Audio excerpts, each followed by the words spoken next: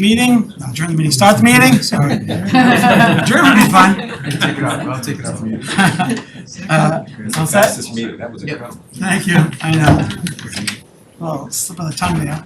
So we have public comment, we have our liaison reports. Tonight, we are honoring the Mandarin Restaurant for raising over $100,000 for Reading causes. We have a public hearing. I'll be clapping later. We have a public hearing on some traffic amendments. I'm gonna read them off right now. And then we have a discussion on the MBTA turnback track. And then we have an update from the Center of Active Living. And then we have a parking kiosk discussion, potential vote. Discuss and vote on new council and aging liaison, future agendas, and meeting minutes. So typically, we don't have this many people in the room, which is nice. And public comment is limited to 2 minutes typically. So how many people in this room planning to give public comment? 12 in the other room. Angela, can you do me a favor? Can you go in the other room and see how many people want to speak to public comment? Thank you. Did you want to sign it?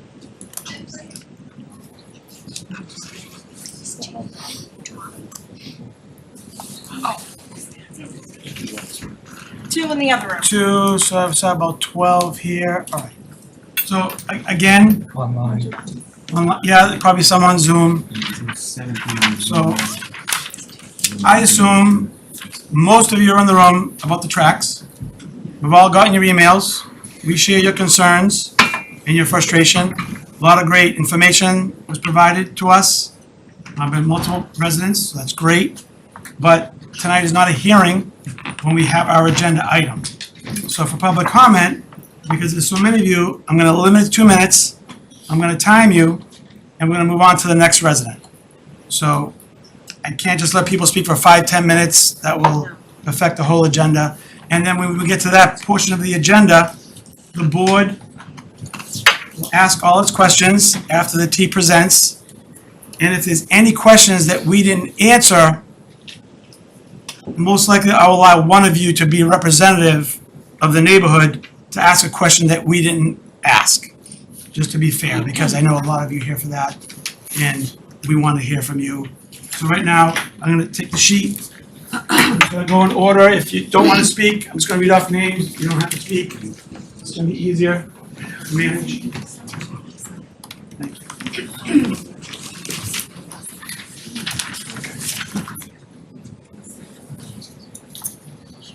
So, read off names, whether you want to speak or not, just come up to the podium if you want to speak, name and address. If you don't want to speak, just say, I can speak.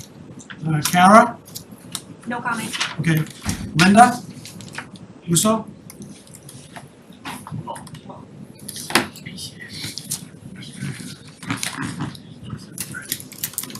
Hi, my name's Linda Russo. I've lived at 55 Hancock Street for the majority of my life.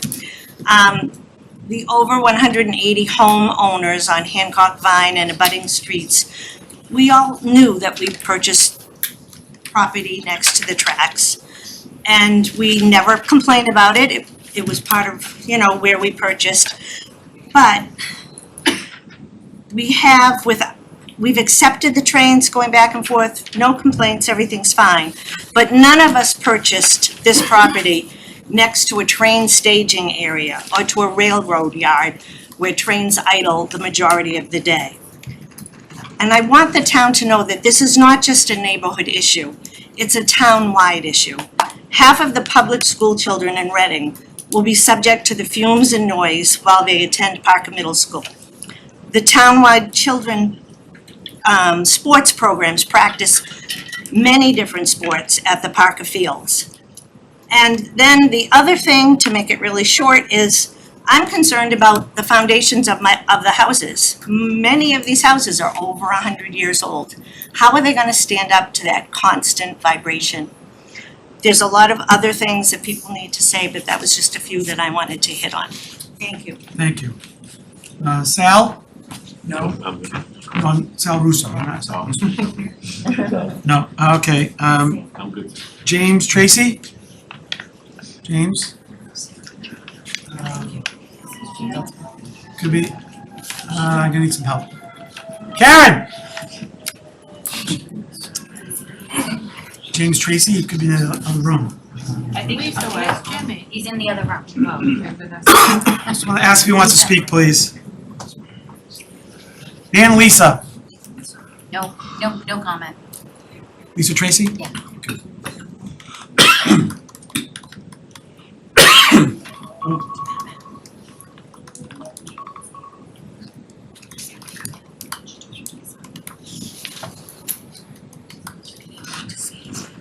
A couple people are coming, I don't know exactly who they are. Okay, alright. Thanks.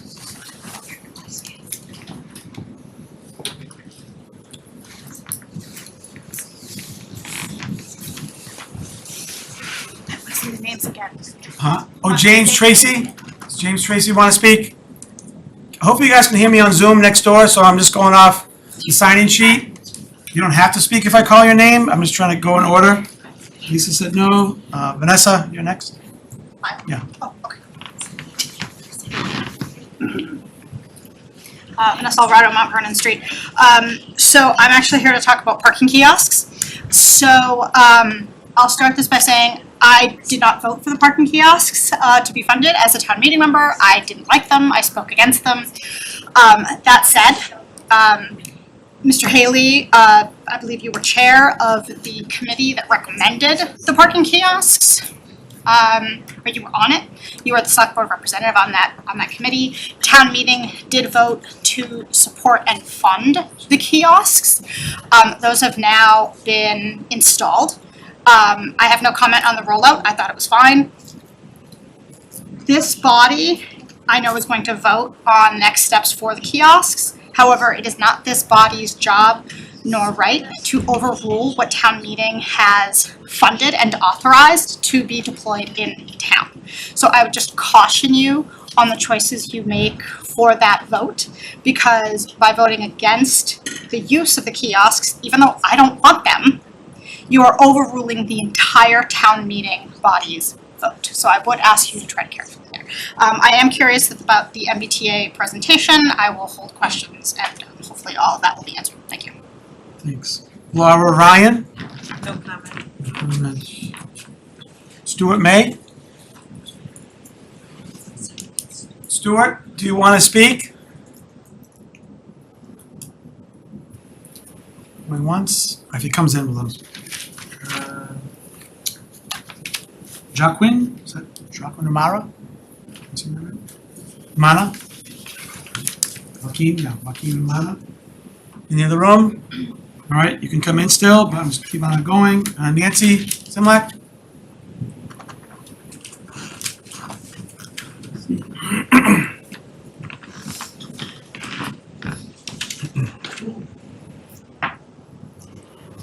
Good evening, my name is Nancy Zemlak. I live in Precinct 5, and I'm a town meeting member as well as chair of the Reading Council on Aging.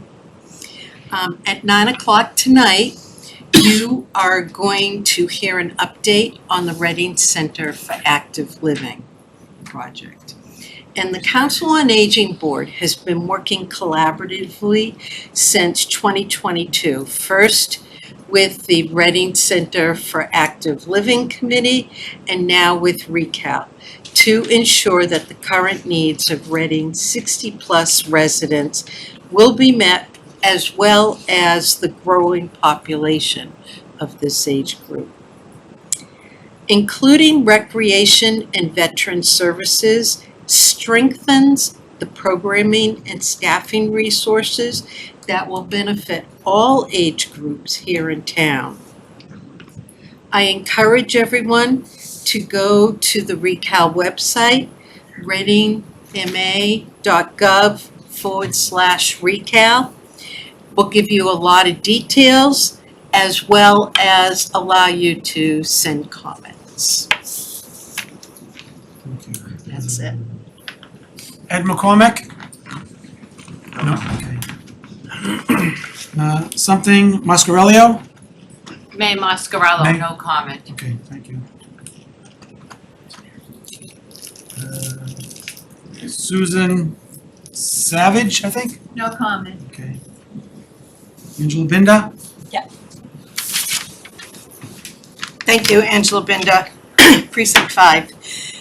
Town meeting is coming up in April, and as a longtime town meeting member, I will look at financial requests from the select board with a new skepticism if the select board does not vote to restart the parking kiosk program.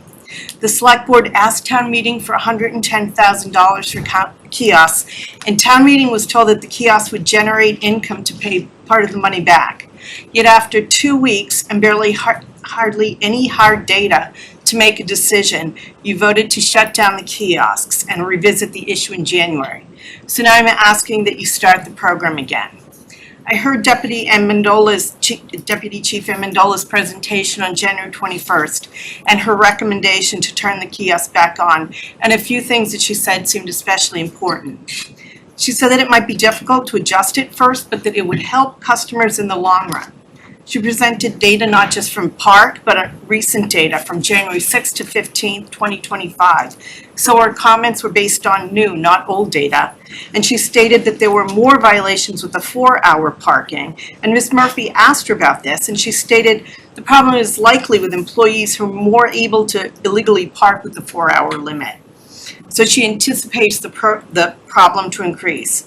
She also stated that the initial issues have been worked out and that they have a video education plan to help people to get adjusted to the kiosks. But again, the deputy chief said the kiosks would help customers in the long run. No one wants to see businesses suffer. We all want a thriving downtown and positive parking experiences. I was discussing this matter with a group of people today, and it was suggested by one person that the kiosk should be put back into place as recommended by Park and Deputy Chief in town meeting. But perhaps a holiday period from Thanksgiving to the New Year could be enacted where the kiosks would be turned off for the winter holiday season for the benefit of the businesses who count on the holiday sales. That seems to me that it could be a workable compromise. So I hope you consider that compromise, but I do hope the select board votes tonight to restart the kiosk program as recommended by Park, Town Meeting, and Deputy Chief Amendola. Thank you. Thank you. Jen Zancy, I think? Z-H-A-N-G. Z-H-A, what? Z-H-A-N-G. A-N-G. I think, this is cursive, so I'm struggling here, so yeah. Glen Yeah, Road. Can I just sit here, say, or? yeah, of course, Okay. of course. My name is Jean, I have lived Well, here. Wait, you want to speak? Yeah. Or Can come you to the not podium, get up here? please? I have to do that. Because of Zoom, Oh, yes, because of Can't Zoom. hear you otherwise. Yeah. Mine, I have to write it, but I forgot to write it down, so. That's okay. So I just write it right now. My name is Jean. I live here, Reading, for 14 years. I live in the Gilling Road. So my comment is short. I just request MBTA to consider more options for train projects, which can minimize the harms and increase the benefits for the town people. I also suggest to improve the bus structure, which related to a train service, because not many stops for bus. So people, it's very hard for people to access the train actually. There are only like a couple of stops over there near the town center. I think it's not convenient. People cannot take the advantage of the train that much. Except I suggest add more bus stop too. So this is all related to the train project, because I want people consider with a more bigger picture, not just one reason. They should consider more related the things when you do the project. So don't do it rush. Can we just delay the vote and consider more things and make things more perfect before we start a project? Don't rush the project. Okay, that's just my comments. Okay. Thank you. We agree. All right, who are we? Pat Crowley? I forgot to do this.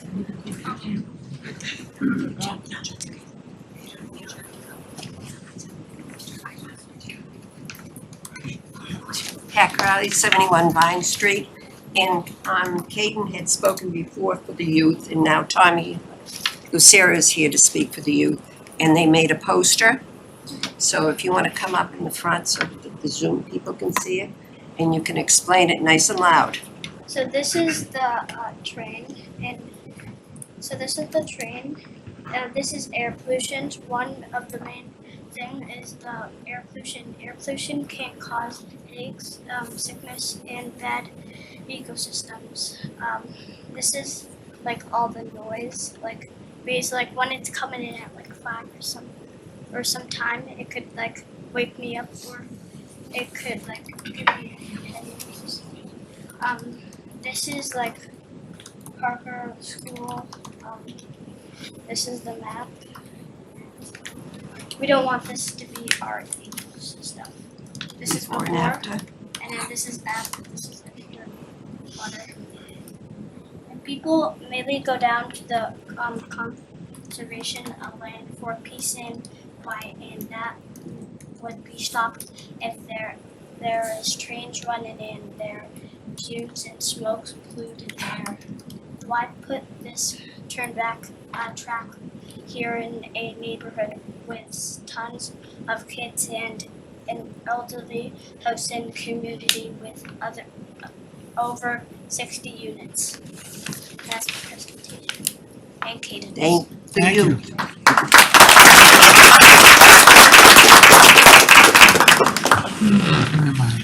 Jim Riley? Good afternoon, good evening. I've been here before. I'm gonna make this quick. This fine woman over here brought up alternatives. Right now, we're working with the Conservation Commission, explaining a variety of things, and it's up to them to either accept or reject this. I believe that the turn-back track alternatives that we have submitted are either not being listened to or not understood by the MBTA. If they were, then some of the alternatives we suggested may be used instead of the turn-back track. Last night, I sat with Andrew McNichol and his steering committee on the Eastgate Development Project.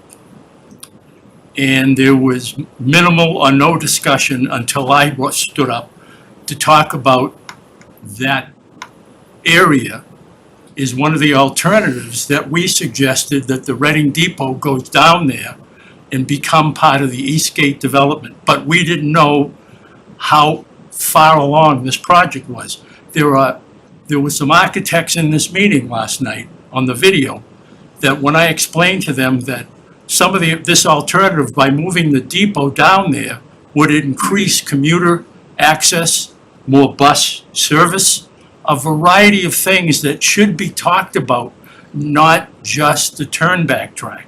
The turn-back track doesn't benefit our town of Reading residents. Something like the Eastgate project with the Reading Depot move there, very costly, but not to humans. Thank you.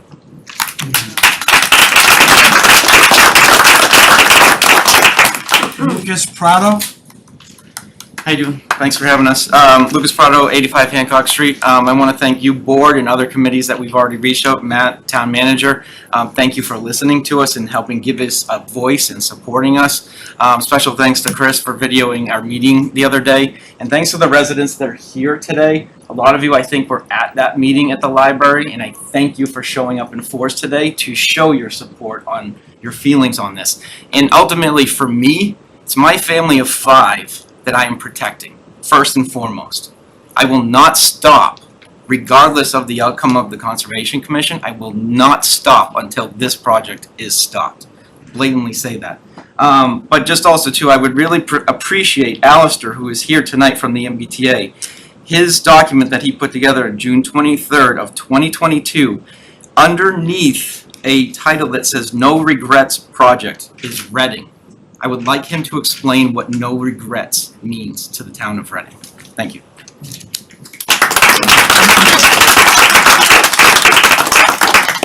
Sal? Karen Rose Gillis?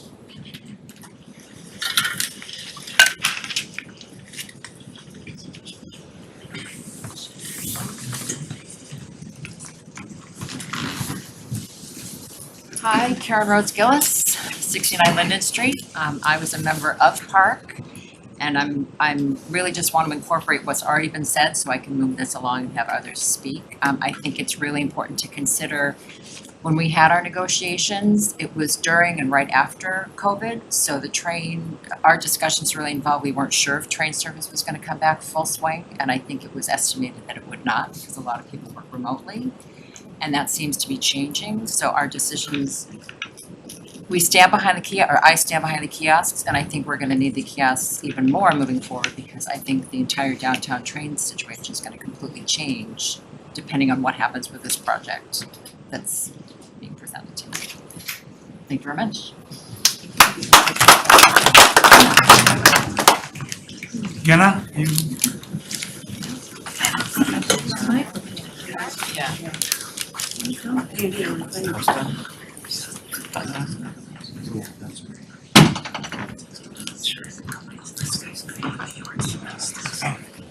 Hi folks, Gena Pilaski, 3 Harriman Avenue. So I'm with the Reading Climate Advisory Committee, but I'm speaking as a resident tonight. I know that this board doesn't have direct say in what MBTA does and doesn't do. I'm speaking more towards the MBTA representatives here. I would ask that you folks pump the brakes on this effort for a little bit. Just let it idle. Due to the lack of communication that's been happening with the residents in this town. So over the course of the last week or so, I've heard over 3 hours of folks talk about this subject. And that's a fraction of the time that a lot of the residents have spent on this effort. There's absurd amounts of questions that haven't really been answered.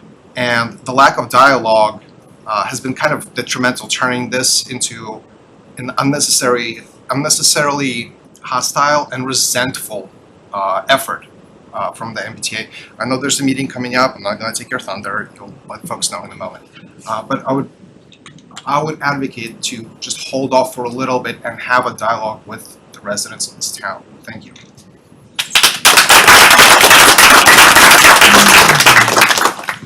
I think it's Ryan Asari something. No comment. Okay. Bryce Chency? Trini, I have some comments. Okay. I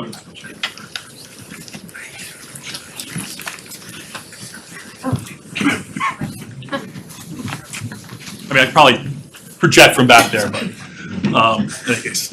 My name is Bryce Sheeny. I'm a resident at 15 Hunt Street. I've been here about a decade. I also have a family there and a 6-year-old and 3-year-old. So first and foremost, I'm concerned about the environmental impact. I'm concerned about the pollution, air pollution. I'm concerned about the necessity of having this project there, especially right next to the conservation land that I think is about $5 million to rehab that project in particular. But I'm also most concerned that, to echo the gentleman before me's comments, that first heard about this, I think in January, December. I've been to a couple meetings, one of the select board as well as one over this past weekend. And I'm really think that there's a lot of opposition to this particular project. And I think there needs to be, as mentioned before, it'd be great to just pump the brakes on this a bit. Also, I know we have a chance to be at the select board here, but have a little bit more comment from the town residents, because it seems like there is a ton of opposition and there's only so many people that can be in this room. I think you need a bigger room. I think you need to be able to explain it. And also I think you need to be able to listen to some of the alternatives before you start putting a shovel in the ground anytime soon. So my concern is that if this is something that's gonna still push forward, get more feedback from the town and listen to alternatives about where this could be other than, you know, right next to a conservation land that just spent the time and money to invest in. Thank you. John Tribeck? No comment. Okay. Amy Staffier?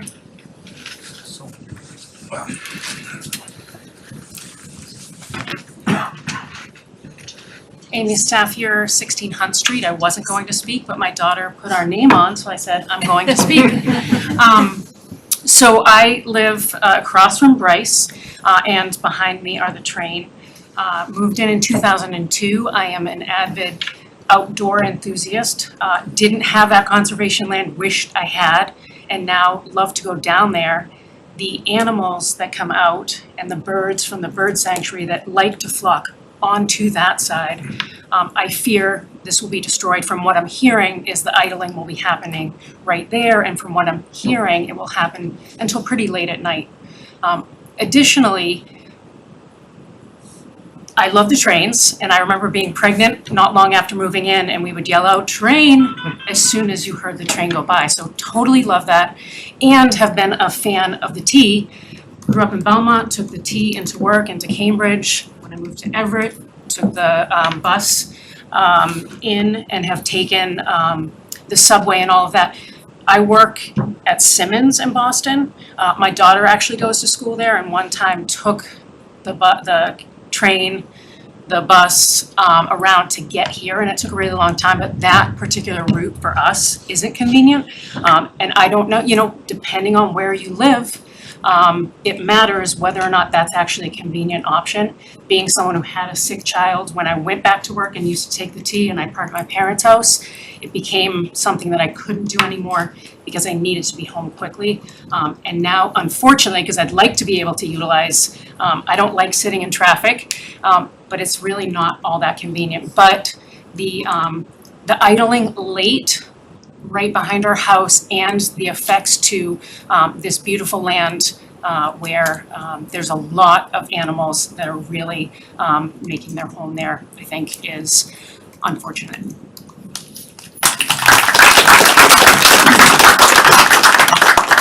All right, Charlotte, you're up. Just kidding. Denise Camito? No comment. David? No comment. Okay. Duncan? Could someone please go to the next room and ask if anybody wants to speak?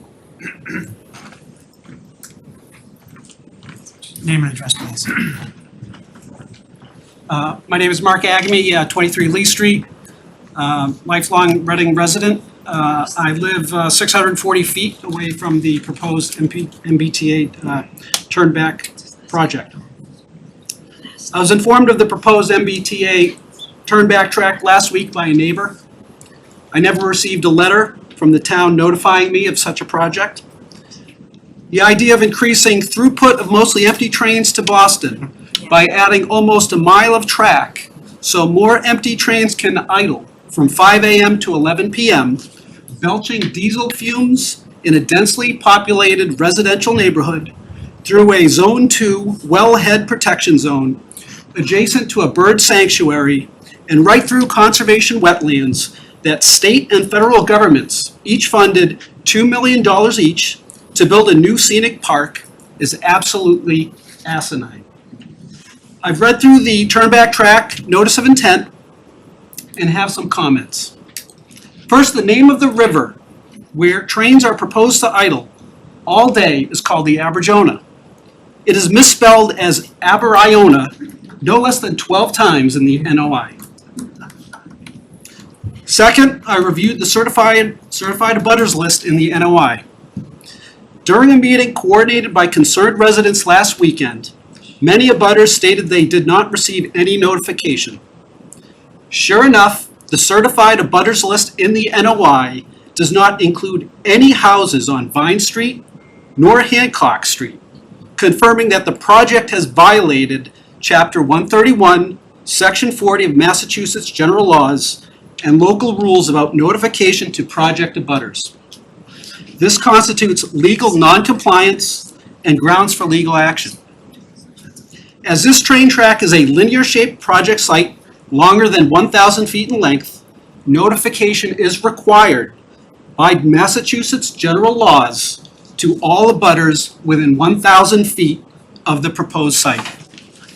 Thus, the NOI failed to notify hundreds of homes that would be subjected to increased carcinogenic diesel exhaust, incessant noise, and vibration. Penalties incurred would be for each violation. The benefit of reducing a 45-minute frequency to 30 minutes for an undercapacity system is dubious compared to the adverse impact to this community.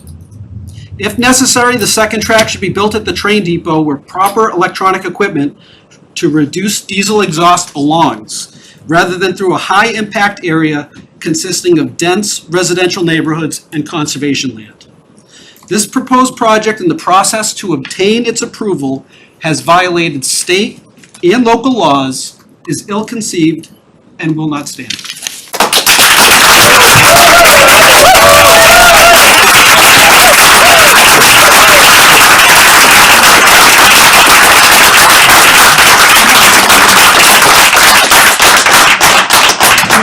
Anyone on Zoom, Caitlin? I asked if anyone wanted to speak for them to raise their hand, and I got no raised hands. All right, okay, we're moving on. All right, what? Oh, so, is it? Sure. Okay.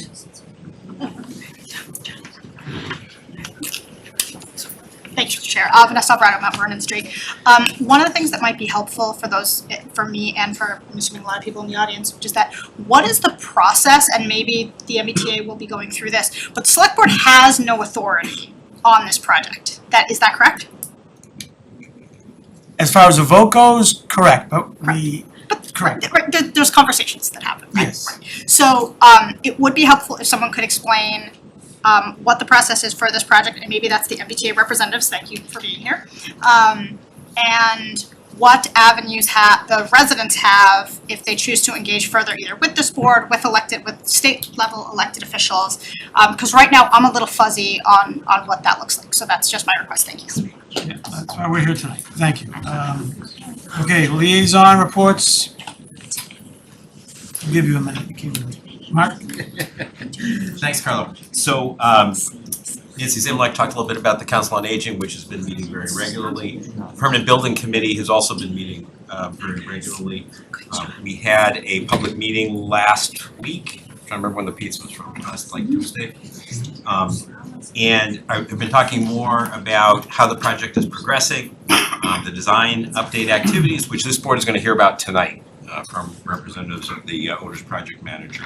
So that's the main activity. There's a pretty quick cadence going on the project right now that will result in cost estimates coming to this board in 2 weeks' time.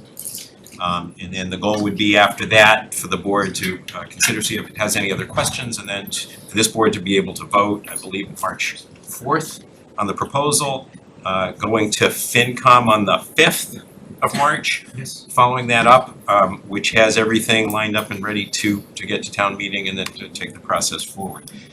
There is a ton of work going on. The Permanent Building Committee is an amazing group of folks. I am impressed with all that they're able to do, all the knowledge that they bring to the project, to the activities. You'll see when we get to cost estimates, not only, we had the architect did one, there's a third party that did one. And now we're getting kind of a second opinion, I guess you'd call it. So all those will be able to come together for our next meeting. The information is kind of being crunched through right now. So tonight is design updates. 2 weeks will be the cost estimates and then board questions. And then 2 weeks, which is our next meeting, will come to request for a vote to take it forward from there. So that's it. Thank you very much. Thanks. Melissa? I don't have much. School committee met last week and they approved their FY26 budget, and they also did a video highlighting their new dyslexia program, which was a great video. If anyone wants to watch it, it will be on YouTube. Chris? Thanks, Carlo.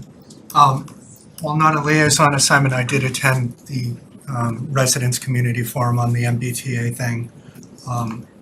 And I brought it up then, and I'll bring it up now. I've never seen a more organized group in so little amount of time. When I walk down the stairs, typically to all of these meetings that we go to, I expected to turn the corner and have like a dozen people there or something, half of them being staff, and calling it a day. And I walked around and saw close to 100 people. So in that little a time, I just gotta say, I mean, kudos to them for getting through and letting their voices be heard. And obviously we'll go over everything else later on. And then the Killam School building committee met yesterday. The total project budget is estimated at 130 million. So it was originally around 135, so, 5 million is 5 million. And the estimated town share is roughly 88 million. So the MSBA is reimbursing roughly 42 million-ish. They have to do another calculation, it's going up by a couple grand or something like that, because it's 5182 reimbursable instead of 5145. But in any event, the total project budget is 130 million, and our share will be roughly 88. And that includes solar, was also voted on last night as part of that equation. And that's all. Thank you. A week or so ago, I attended the MMA conference for 2 days, joined with our town manager, assistant town manager, and a number of other folks. So at that annual meeting, we heard from Governor Healy, we heard from Lieutenant Governor Kim Driscoll twice, Senator Warren, Senator Markey. The hottest topic is always, what money are we sending back to communities? What money are we grabbing from the federal government? And, are we doing the best to take advantage of every single opportunity? I attended some breakout sessions on topical legal challenges that communities are facing, innovative, affordable housing solutions that our peers are tracking down and implementing. And in the trade show area, I also had the opportunity to see these amazing electric passenger vans, which go way beyond ADA compliance, which I hear a lot from the senior community. And the craziest part is they cost less than their gas-powered equivalents, and they're just so much nicer. And things they do or shrink down so that folks don't have to climb up high to get in them. They are automated in the back to facilitate, wheelchair access. They're just amazing, and they're being electric vehicles. They're also, so I think the sticker price was about $40,000, and of course they're eligible for the credits, $7,500 per. I'm kind of surprised because a van costs a lot more than $40,000. But so these are things that we can start thinking about as we're looking at our Center for Active Living and micro, transportation opportunities to get our residents around town safely. So that was exciting. I also started my term as a member of the Women Elected Municipal Officials. That group will be hosting Catherine Clark for all MMA members later this spring. I represented Reading at the annual business meeting to send resolutions to the governor on a number of topics like PFAS remediation, making hybrid and Zoom meetings permanent, which came into being during COVID, but under the auspices of making local government more efficient. And there are always financial resolutions. We need more money for roads, we need more money for public buildings, all of that. So the MMA every year sends a strong message to the governor, and we have the lieutenant governor reminding us that she served many, many years in municipal government and she's working on our behalf. I can tell you the governor is proposing in her budget a 50% increase in Chapter 90 money for towns based on road miles. So the question comes up, how are we going to pay for our many roads? Well, this is another year of increased funding coming in. And the $100 million increase, which I understand may be the largest ever, and not only includes money for roads, but also culvert maintenance under those roads, and also incentives for micro-transportation, as I mentioned earlier. And the other great program that got a lot of publicity was Mass Housing Works, which we know about the Mass Works grant. We've been very successful in applying and bringing funds to Reading. So the Housing Works Infrastructure Program is another grant program. And, the name is housing, but one of the key components of this that relates to us is support for the infrastructure.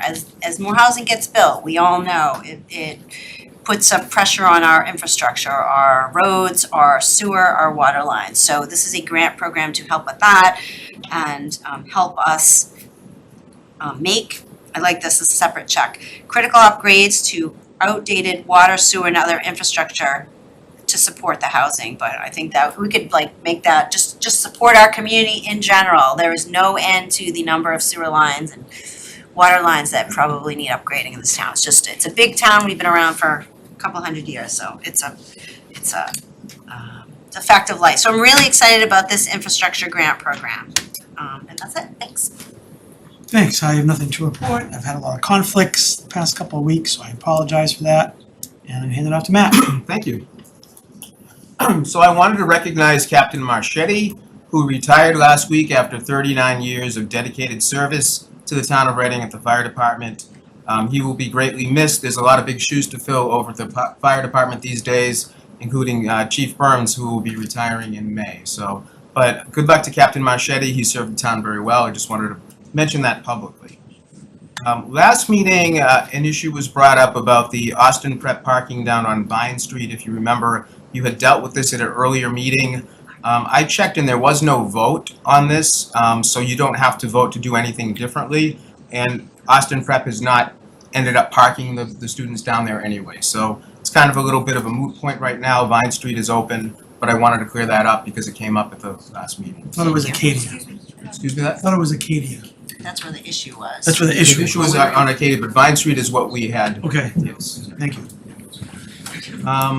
The NBTA obviously is here tonight, and I've been informed that there will be another meeting Tuesday, February 25th at 7 p.m., this time at the Pleasant Street Center, which is a little bigger room for us. And that was a meeting that the NBTA requested as an offshoot to the meeting that I had with them in the legislative delegation. So this will be an ongoing conversation, not just here tonight, but I wanted to get that meeting out on the record. I put it in my town manager minute and we'll be publicizing it as well, so that's in a couple weeks. Karen covered it well. Many of us went to the MMA conference last week. Very informative as usual. One of the highlights is the governor will be refiling the Municipal Empowerment Act, which he filed last year and I guess didn't have the legs to go anywhere last year, but this year we have more hope. One of the key parts of that is to enable the remote hybrid meetings to continue, because if that is not enabled, those will end, I believe, the end of March, so in another month or so. So we're going to keep a really close eye on that because we do utilize that quite a bit.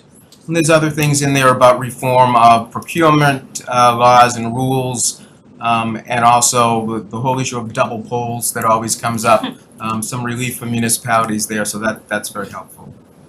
And I continue to work on the budget, on annual town meeting warrant, on special town meeting warrant. It's coming together very nicely. I've been working with town council, with bond council, with staff, and I think we're right on track with that. I'll be sending some more updates regarding specific dates, but wanted to let you and everybody know that we're really on track for April and May. So that's my report. Thank you. Jane, do you have anything you want to? I went to the MMA conference as well. I went to sessions on legal issues, communications, and communities that are looking to do debt exclusion projects, things like that. So look, I didn't get to go to the trade show because there was so much walking. It was fantastic, but I missed that. So it was a really informative and useful exercise, and a lot of our staff went and got quite a bit out of it, so we appreciate being able to do that. My work continues on supporting a number of projects, as Matt said, Recal, Killam, pickleball project, which will be coming forward on the warrant. We should be getting costs back on that in the next few weeks, and continuing to listen to residents and be responsive to some of the questions we get as ombudsman. Thank you. All right, next on the agenda is we are recognizing the Lee family and Mandarin Restaurant here in Reading. And Chris brought this forward, even though we know this has been going on for quite some time, but I'm gonna hand it off to Chris to make some comments, or just read what's on the end of the packet. Yeah. Robert's here tonight. I know everybody came here to see Robert and commend everything that he's done.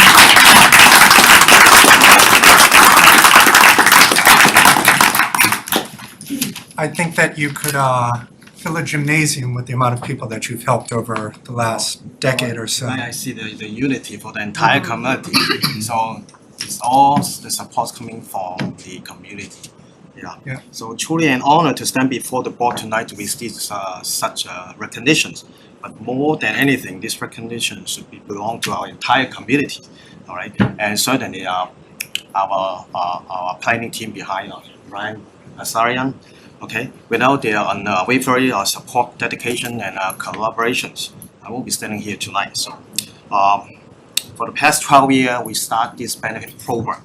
We build a strong, caring, and cheerful community, one that comes together hands in hand and to make every event, every initiative success. It's this unity, spirit of unity that help us to surpass our $100,000 benchmark in 2024. All right. So the same spirit that will drive us forward for another 10 years and beyond. We remain committed to doing our best, strengthening our collaborations and working together to continue to making a difference. So, thank you very much for all your support, your trust, and your shared passions to our community. Thank you. Can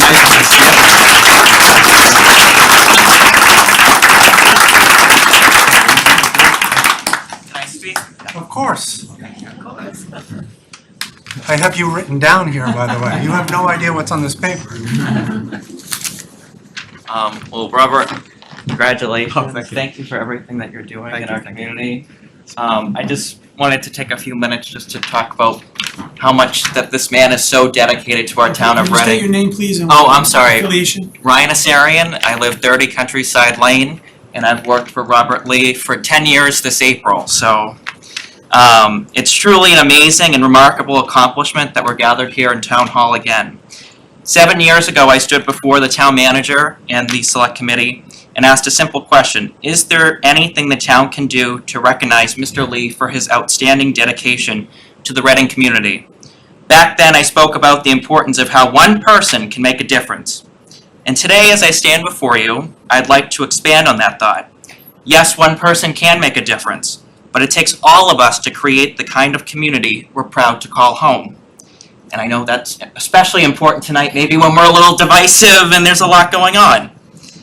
Mr. Lee has been a staple in Reading for now almost 30 years, a man whose journey embodies the very essence of what we learn in school as the American dream. A Chinese immigrant, he arrived in this country with hopes, ambitions, and the determination to build something meaningful, not just for himself, but for his family, his business, and all of us here in town. Over the years, Robert has weathered the storm of the 2008 economic downturns, navigated the challenges of the global pandemic, and faced the ever-changing landscape of running a small business. Through it all, he's remained a pillar of strength, resilience, and generosity. His contributions go far beyond the walls of his restaurants, with now over $100,000 donated to organizations that benefit our direct community. That's what it's all about. Robert hasn't just given back, but he's invested in the future of this town, the future of Reading. But Robert's true legacy isn't just measured in dollars. It's in the countless lives he's touched, the lessons he's taught, and the example that he's set. I've had the privilege of working alongside him, like I said, for almost 10 years, and I can say without hesitation, it's been one of the greatest honors of my life. The lessons I've learned from Robert aren't found in textbooks, and they're certainly not taught in college business schools. They're found in simple, everyday acts of kindness, hard work, and integrity. As someone who started as a cashier at the Mandarin almost over a decade ago, I've seen the firsthand the ripple effect of Robert's values, showing up for one another, treating people with respect, and never underestimating the power of a small act of kindness. In a world that often feels divided, Robert Lee reminds us what truly matters: community, connection, and the unwavering belief that we are stronger together. So tonight, as we celebrate this monumental achievement, let's not just honor Robert for what he's done, not just giving back. Money is just money, but what he's really done for this community. Let's thank him for who he is: a leader, a mentor, a friend, and a shining example of the best of Reading when we come together. So Robert, I say to you, and I really mean it from the bottom of my heart, congratulations, and this town is better because of you. Thank you.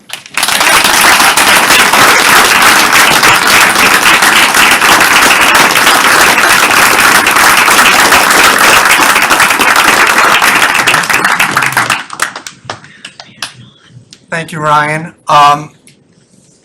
What I was going to say, you said back in 2018 that I have worked at the restaurant for more than 3 years now, and I can say without a doubt, Robert is one of the nicest, most hardworking restaurant managers, if not workers, I have ever met. And it's a privilege and joy to work with him. Robert has created relationships with his customers that are unmatched in any other business. He truly cares for his customers and will go out of his way to help. This dedication and love he expresses can be seen on any given day at the restaurant, as customers will always ask for Robert just to talk and have conversations. Almost every patron that leaves the establishment won't go without giving Robert a handshake or a hug and compassionately saying thank you. So, Robert, thank you. I appreciate it.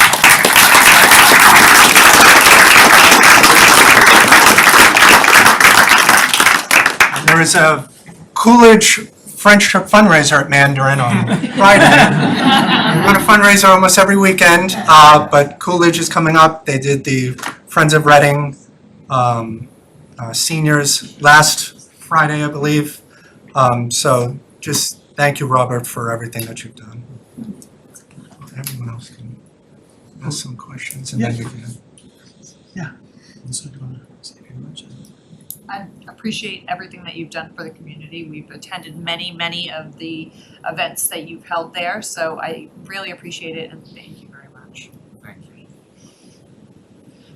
Yeah, when people ask me if his friends or family or, get some takeout, there's many options in town.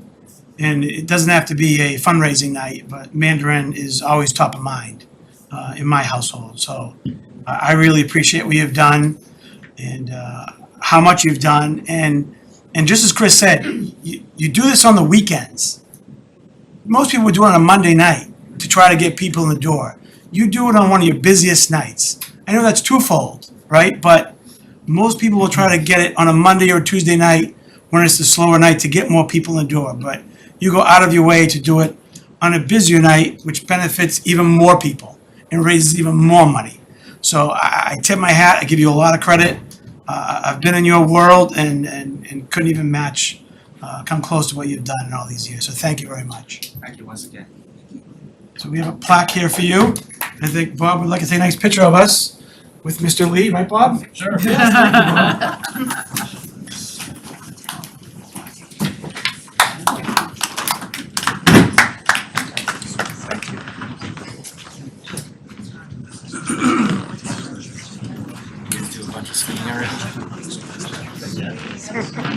Thank you, Robert.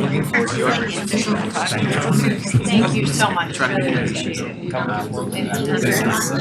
Thank you, sir, for all you do. Appreciate it. Robert in the middle. Maybe get it. What are we looking first? Jane? Look at me. Jane first. Look at me. 1, 2, 3, 1, 2, 3. Stand up straight, Melissa. Bob next? Bob? Beautiful. Anything? Ryan? Hold on. Directly for Robert and his family, so Awesome. wonderful, thank you. Ryan, come over too. Sure, of course. Yes, absolutely. You're getting a picture, right? I'll take that.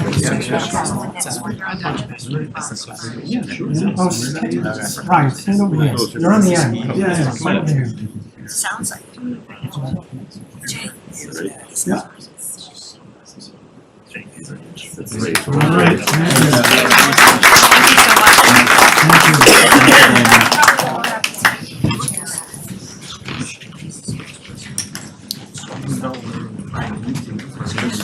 We need to monitor.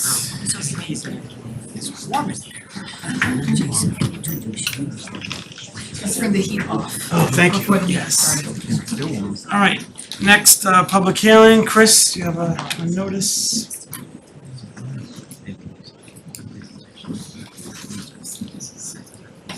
One moment. Just gotta read the notice first. Read the notice and then we'll get into the hearing.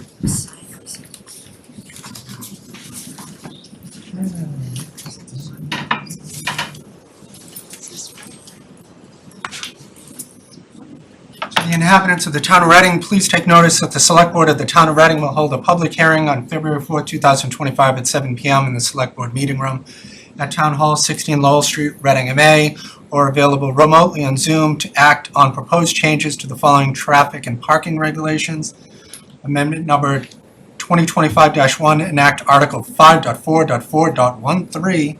No person shall park a vehicle between the hours of 7 a.m. to 3 p.m. on Mondays, Tuesdays, Wednesdays, Thursdays, or Fridays from August 25th through June 30th on any of the streets or parts of streets to which this article has been applied as listed under Article 12. Amendment number 2025-2, Article 12.1, to enact pursuant to Article 5.4.4.13, no person shall park a vehicle between the hours of 7 a.m. to 3 p.m. on Monday, Tuesdays, Wednesdays, Thursdays, or Fridays from August 25th through June 30th on the southerly side of Arcadia Avenue, starting at West Street to Edgemont Ave.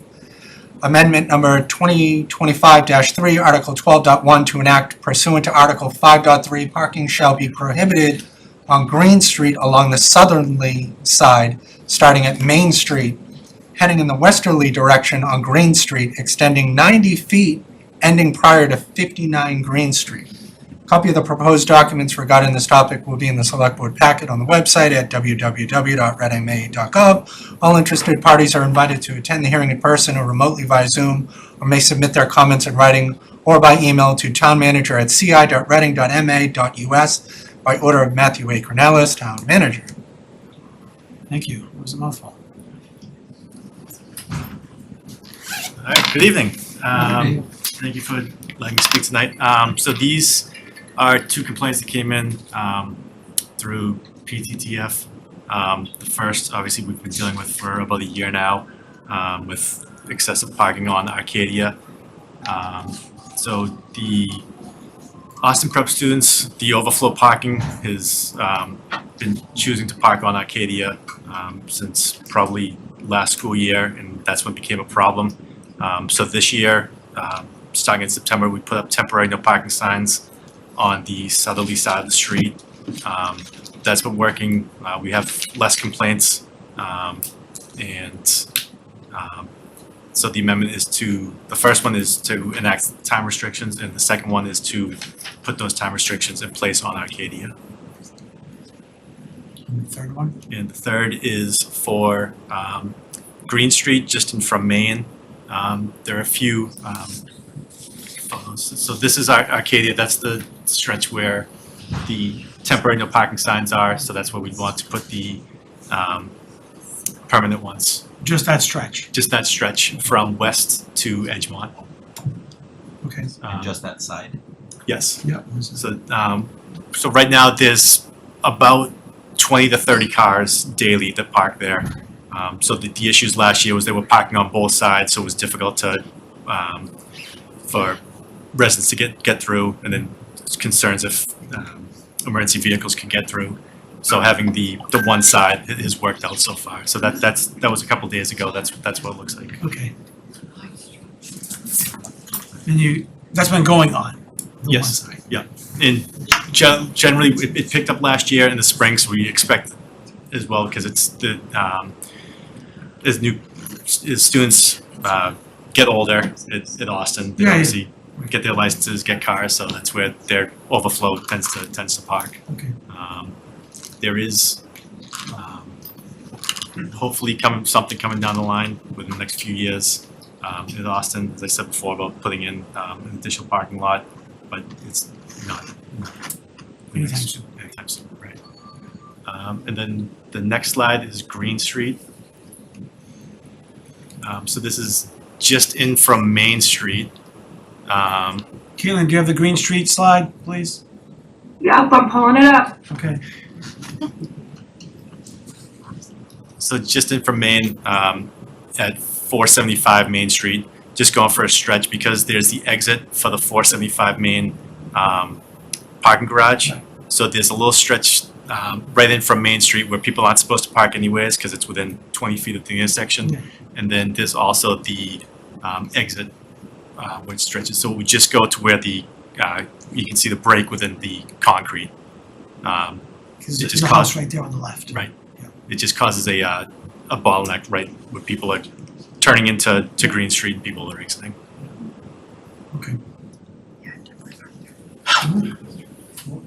Couple of questions. One, if you could include these for us in advance, it would just be really helpful. I know in the past you have. Because I looked at Yeah, this, they were it's in the kind of packet, like, yeah.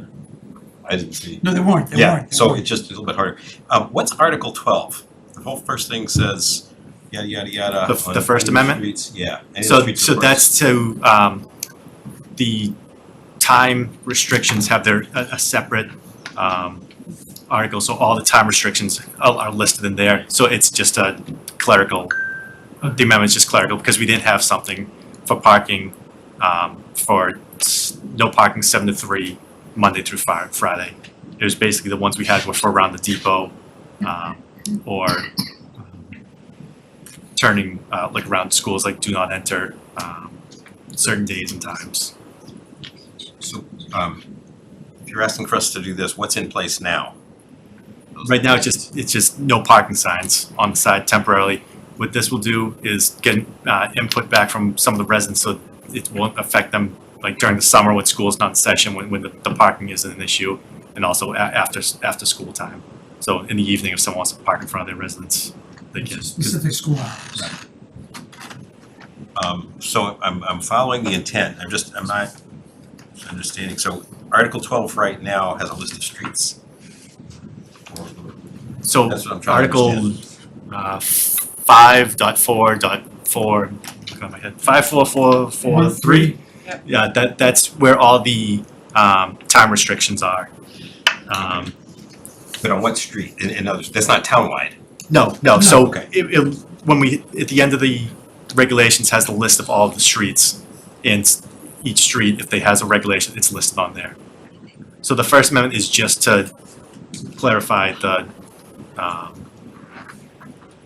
what the regulation It's is. just Arcadia. Right. The last sentence. Yeah, this is what Article 12 looks like. It's just like school day parking, morning hour parking, afternoon hours.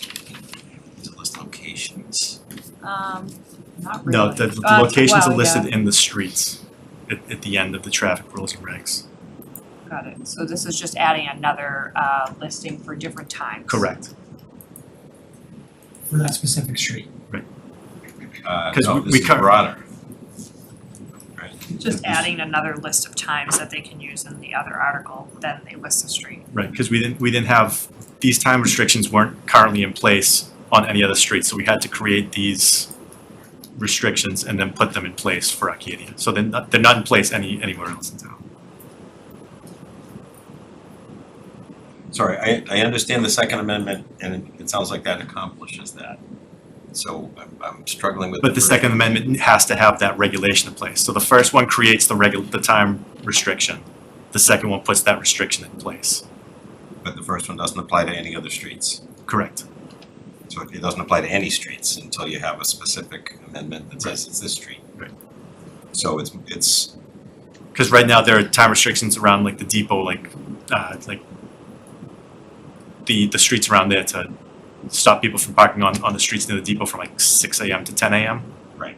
So that's listed there, but then those streets have to have that restriction in it. There wasn't anything for like the school time that we're trying to put in for Arcadia, so we had to create that time and then put it into a regulation. So that's why the first one for Arcadia is 2 separate amendments. So if there are other streets that were to have the same school hour Then we parking could go back and put restrictions, we could put that new time, that new restriction in there. and are there any that exist right now? No, that's why we had This to is the only one that we're setting up. Okay, and is this like a new No, that's category? nope, it's always been there. Just goes under Article 12 and the other lists of times. Can you go back to Yep. So these are what are listed in Article 12, like school days, these Yeah, are so- probably used all around town. Alright, So so they those just are have- categories. There's a school day category, there's morning hours, definition of each thing. There isn't one for this.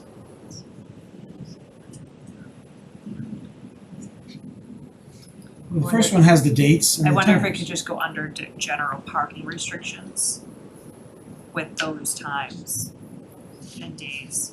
Monday through Friday with the time and the dates. Does town council ever get a peek at these? No, they come over from the police department, and they vet them there, we look at them, they seem in order, so we could have town council. Actually, look at, AI pulled this up now, they call it, it's just summer hours. It wouldn't really be summer, it should be school hours, but look at, they actually put it in. That's kind of what I'm wondering, is wouldn't it make sense to say school hours or something like that? Categorize it, I don't know if Yeah. that's really what it was. Like you want to amend the, like, add a word? I am hesitant to do that because I don't know how it fits. But yeah, I'm always worried when you just say it refers to Article 12. Article 12 is a list of streets. And I get it, this is creating a category, but I think if we didn't have the second part, if we didn't have the middle paragraph, then I would agree with you 100%. But I know what Lieutenant Jones is saying is that the second part refers to the first part, but for specifically for Acadia. But I know where you're going at. You want to make sure this is done right. yeah, and I wouldn't want other people to get restricted in their parking because suddenly it's on the books as a So this is As a interesting, category. this is actually the article from our website, and the way it works is they actually just list the street.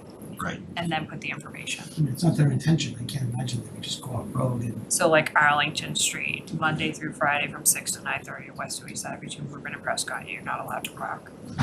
So what is the effect of doing amendment number 1, which says, I don't know, There wasn't, the list of School amendment hours. wasn't there before. The school hours. These hours weren't there before. I'm following that, but the way this is written, it looks to me like anybody that's on that list now can't park between 7 AM and 3 PM Monday through Friday. Because it says, because the last part, it says on any of the streets or parts of streets which this article has been applied as listed under Article 12. Right, so Oh. each individual street is listed at the end, and every article that applies to that street is listed under that street. Got it, so, 12 lists of street. okay, so if the street is there, it would list the times and the restrictions. Yes, every street has their own Got it, information on it. got it, So, And then it goes back to the article that it was written. okay. yeah, so I five, think we had it reversed. That's why we were confused. It was reversed in what I was looking at. Yep. Okay. Yeah, I did it wrong. Yeah. Never happens. Okay, now I'm following. Okay, so the structure is that it's a street, it has a restriction there. So if I live on the street next to Parker, there's a restriction already here. Right. Or not. right, so on Parker, like, for instance, during, on Temple Street, it's do not enter, Right. only specific times, so that's We listed see in that there. right there. Right, as it is Temple Street. Okay, now what we're saying is there's gonna be kind of a new category of the 7 to 3 Monday through Friday during these 9 months. On Acadia. And that can be used for any of the, if it would, you could take that and say, okay, we want to add it to, Right, and then it applies to Applies. whichever street, right, so then Okay. that's the first one, and then the second one is actually applying it to Arcadia. I follow now, thank you. Any other board comments or questions? No? Anyone from the audience? No? Anyone on Zoom, Caitlin, for the hearing? No one raising their hand, nope. Anyone in the other room?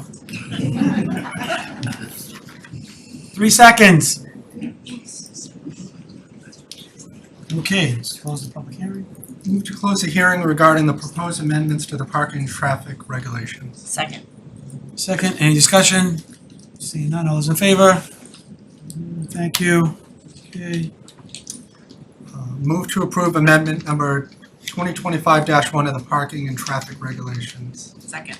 second, any discussion? Seeing none, all those in favor? 5-0. Move to approve amendment number 2025-2 to the parking and traffic regulations. Second. Thank you. Discussion, seeing none, all those in favor? 0. Move to approve amendment number 2025-3 to the parking and traffic regulations. Second. Thanks.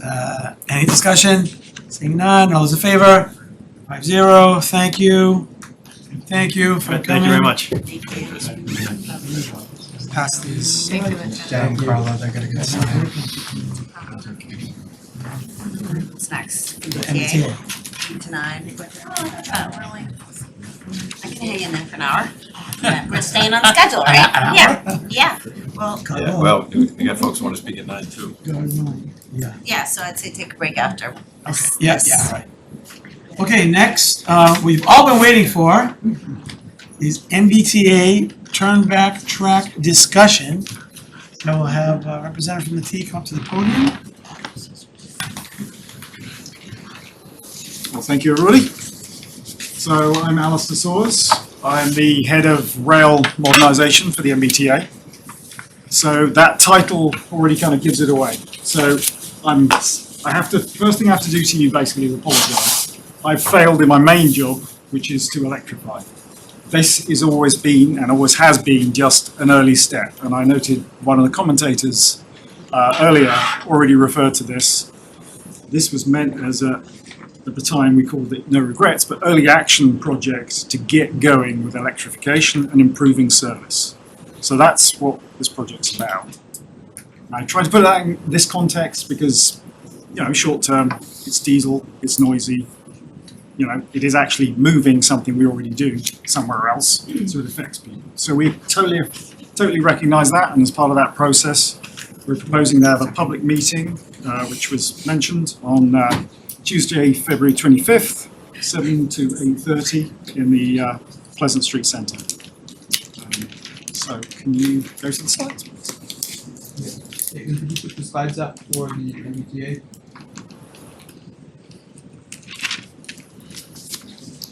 And next slide, please.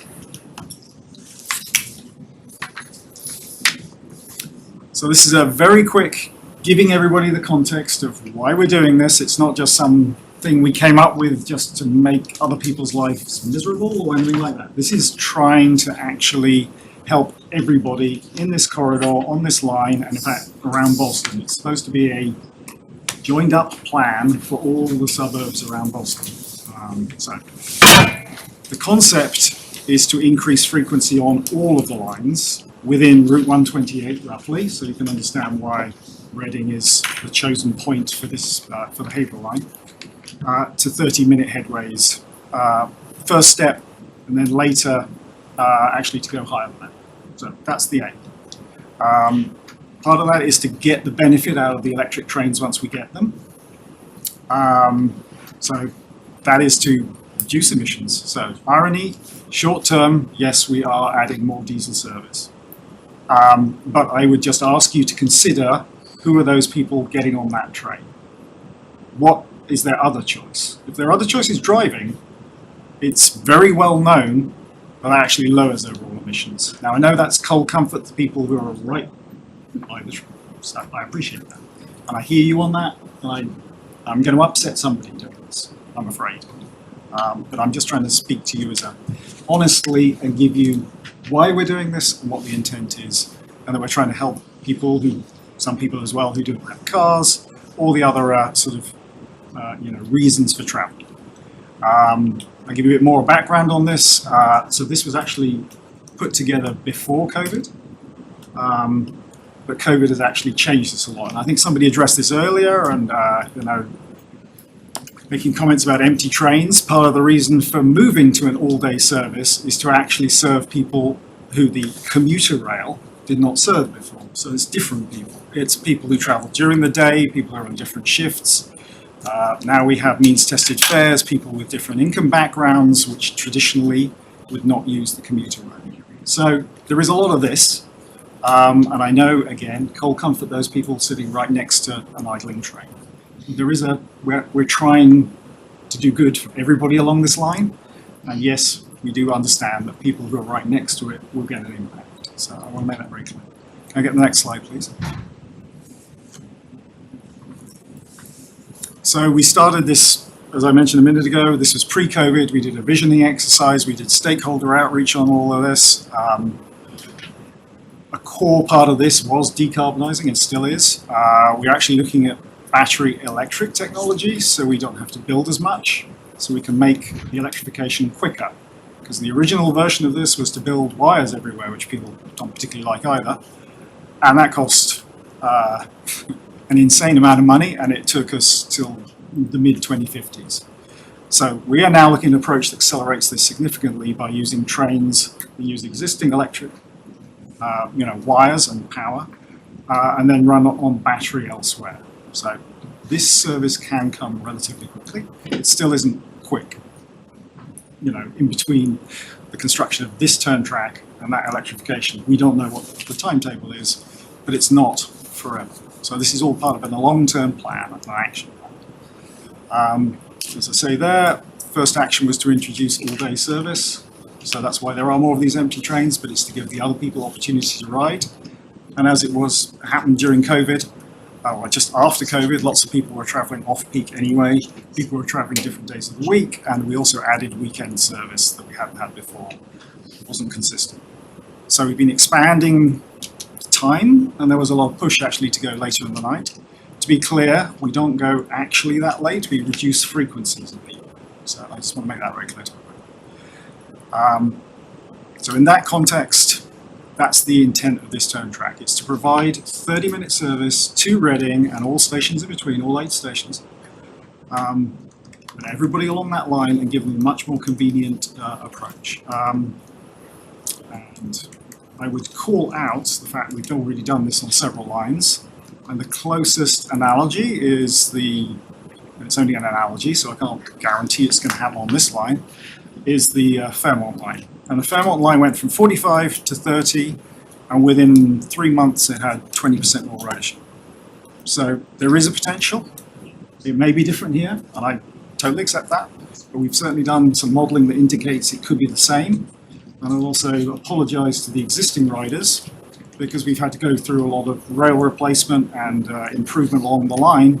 That's meant people, and I am one of those riders, have had to suffer bad service on the Haverhill line as we've been doing construction. So I apologise for that. So next slide, please.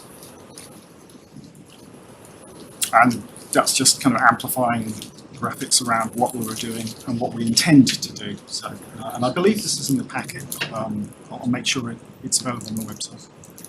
So next slide, please. So here's just a visual representation. So we've already built one at Beverley. And this is here at Reading, next one. And then we're looking at Anderson Woburn, but we're also actually looking at making the whole line 30 minutes, because that line is actually fairly modernised up to Lowell. So we can actually probably run that 30 minutes at least.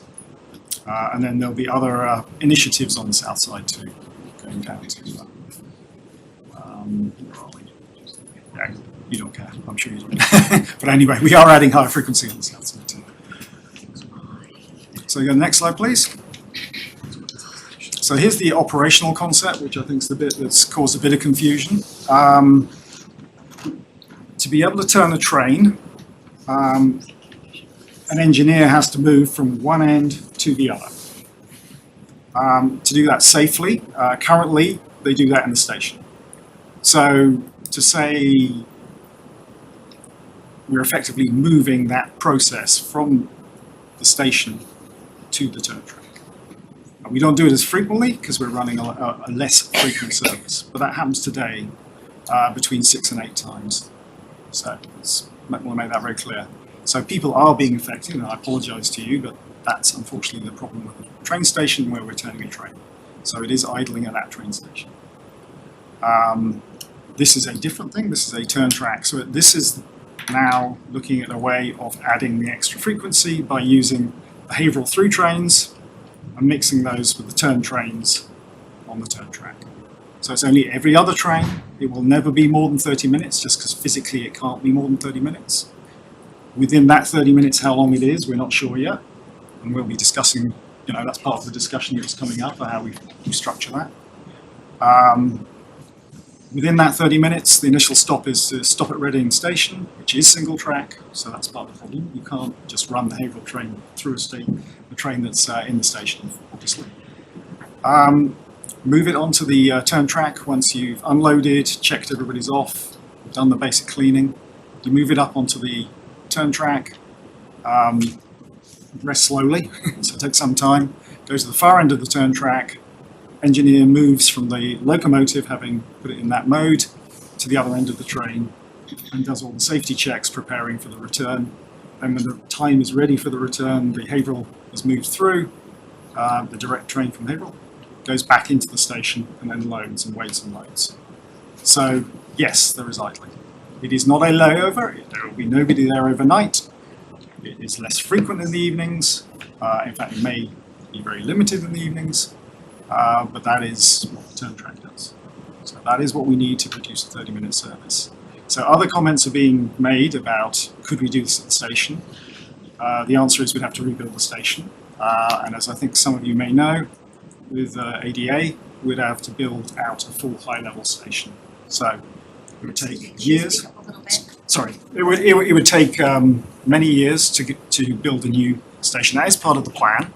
So as you saw, the long-term plan is to reduce to all stations to accessible boarding.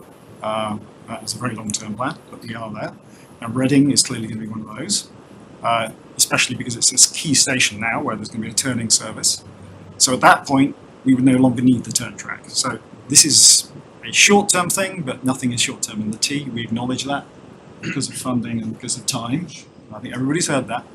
But this is meant as a step on the way to this long-term vision, as was, for a much higher frequency service. And we'll need to do that to get to the 15 minutes we want to get to. Just to be clear, did you say 4-level train? So level 4, Oh, level level four, boarding, thank no, not 4 levels of train. No. So that's the long-term aspiration. But for the moment, this is the turn track to deliver the higher frequency of 30 minutes on this line. So I think other comments have been made about whether we could do that to the south of the station. That doesn't work because you actually have to turn the train first. You then have to turn the train again on the southern tracks and then turn it yet again once you go back in the station. All that doesn't fit in 30 minutes. So you couldn't run 30-minute service, you'd have to skip Reading at that point. And we'd be doing 30-minute service out of Wakefield. So those 3 tracks south of the station don't work for this concept. So there's no point doing it. So just to be clear.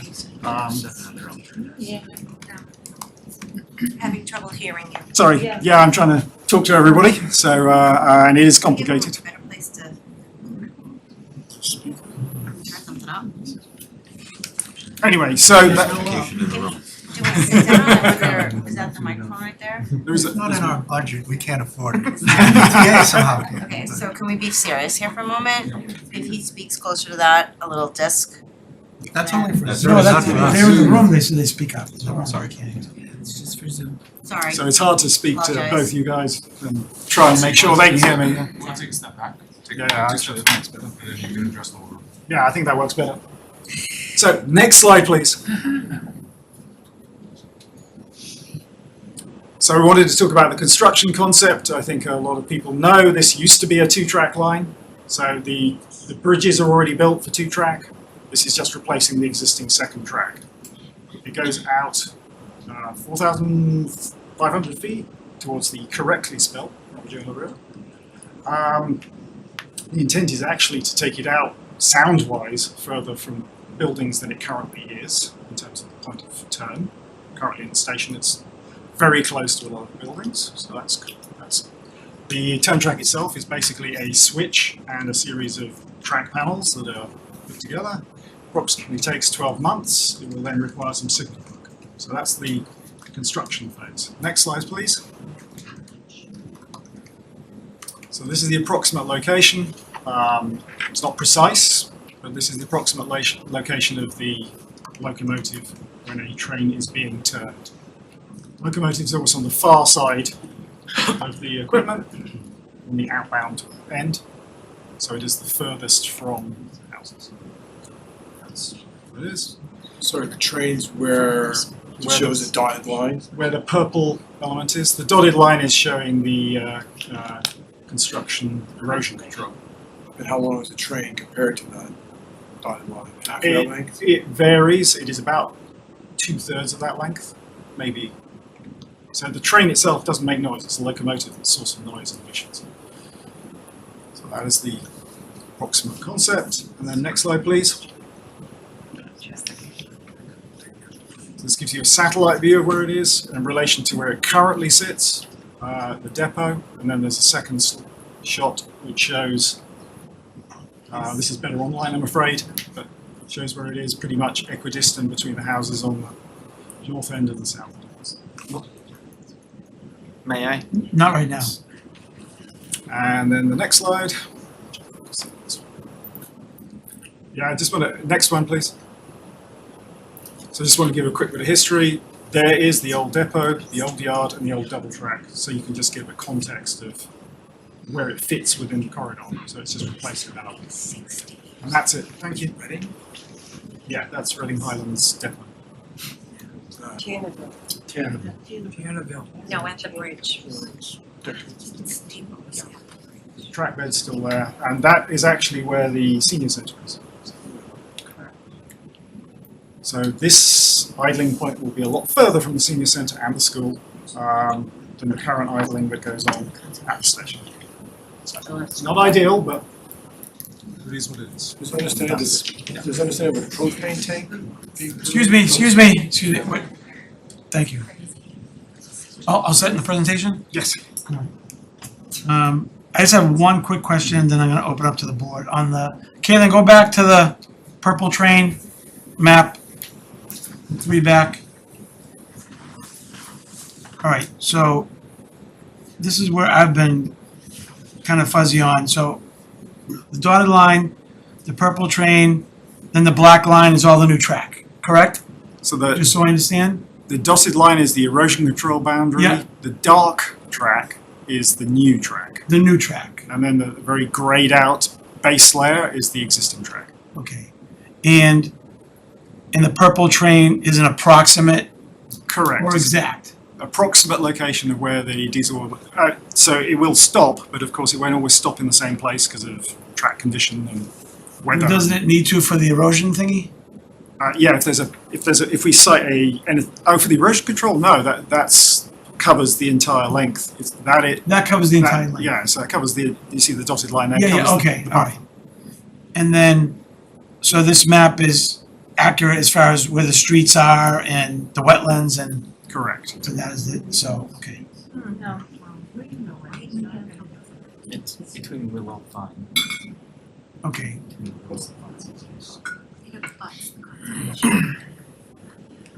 Anyone? Mark?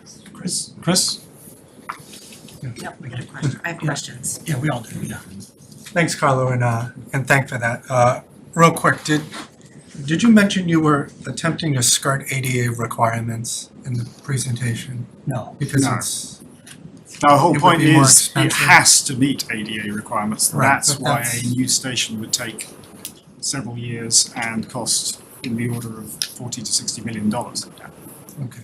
So that's why we can't. Otherwise, I mean, the preferred option would be to double track. If I had all the money in the world, double track, electrified, and put in a new station. So just let's be clear about that. This is to deliver service with the amount of money we have right now. Expanded service. I mean, to that I would say, I don't think the MBTA has had money in the last 25 years since the cigarette tax got removed, but it is what it is, I guess. So before I have questions that I was gonna ask, I just want to make a comment. So a resident ended up sending me a message that they saw somebody post on Facebook, and I just wanted to repeat what it says because it expresses my feelings as well. I'll read a snippet of it. We already went over the amount of trains that were going on there. So it says, I take the train and I live near the tracks. This plan is going to drown residential areas near the depot with commuters from surrounding towns and even New Hampshire. I love the idea of more frequent trains, but the MBTA and Keolis can barely manage to keep trains running on time. Delays, cancellations, it's a mess, and you never know when you're gonna get home. They don't have the staff, and infrastructure problems are a Excuse me, Mr. Chair, disaster. that is me, and I think it is inappropriate that a member of the select board is quoting a resident without their permission. I realize that this was on Facebook, but I don't appreciate that. I didn't, Those are not your words, I don't care if they're your feelings. We didn't say who the name was. I know, but I know it's me. And if you have your opinions, you are welcome to state them. Please don't quote me without attribution. Thank you. I was going to say that it's very rare in Reading, because I didn't think this was a political issue, for me to agree with Vanessa. That's inappropriate. It's really inappropriate. Don't I go don't there. understand. What's inappropriate is the reason You're we're here in the off topic. first place. You're off That's what's topic. inappropriate. You had questions? I'm not off topic at all, Karen. Thank you. So, for me to agree wholeheartedly, like I said, with the resident that was in here, is in the best interest of Reading. What's not in the best interest, unfortunately, is for the MBTA to actually do this. Because for me, I'm not going to sit here and jeopardize the safety and well-being of our residents, because this project that you're proposing, 15 to 20 million, is a want, not a need for the MBTA. It's crystal clear. You don't want to have people move from one end of the track to the other. But today I saw the 12:30 train pull up to the depot, and 12:48 it was going back the other direction. But you want to spend 15 to 20 million dollars to have a nice banner headline that it's 30 minutes into Boston. And that's what it is, not 29 minutes, not 32 minutes. It has to be 30. And I agree with it that it's super convenient, but you're running trains with nobody on them. I was going to take pictures today of the platform, etc. There's nobody there at certain times. And over here, it's highlighted that you want to have more midday things. For me, it does not make financial sense at all. But once again,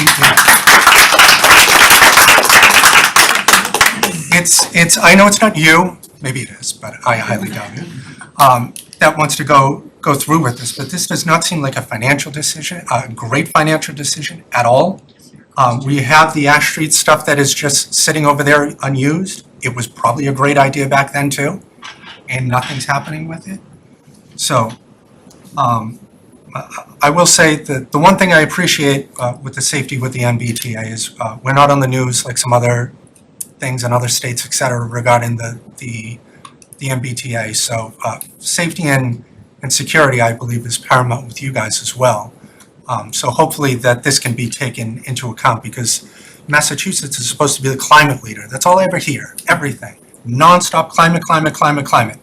Asterisk, except when it's the MBTA in this case, because it's going to be diesel just running this whole time.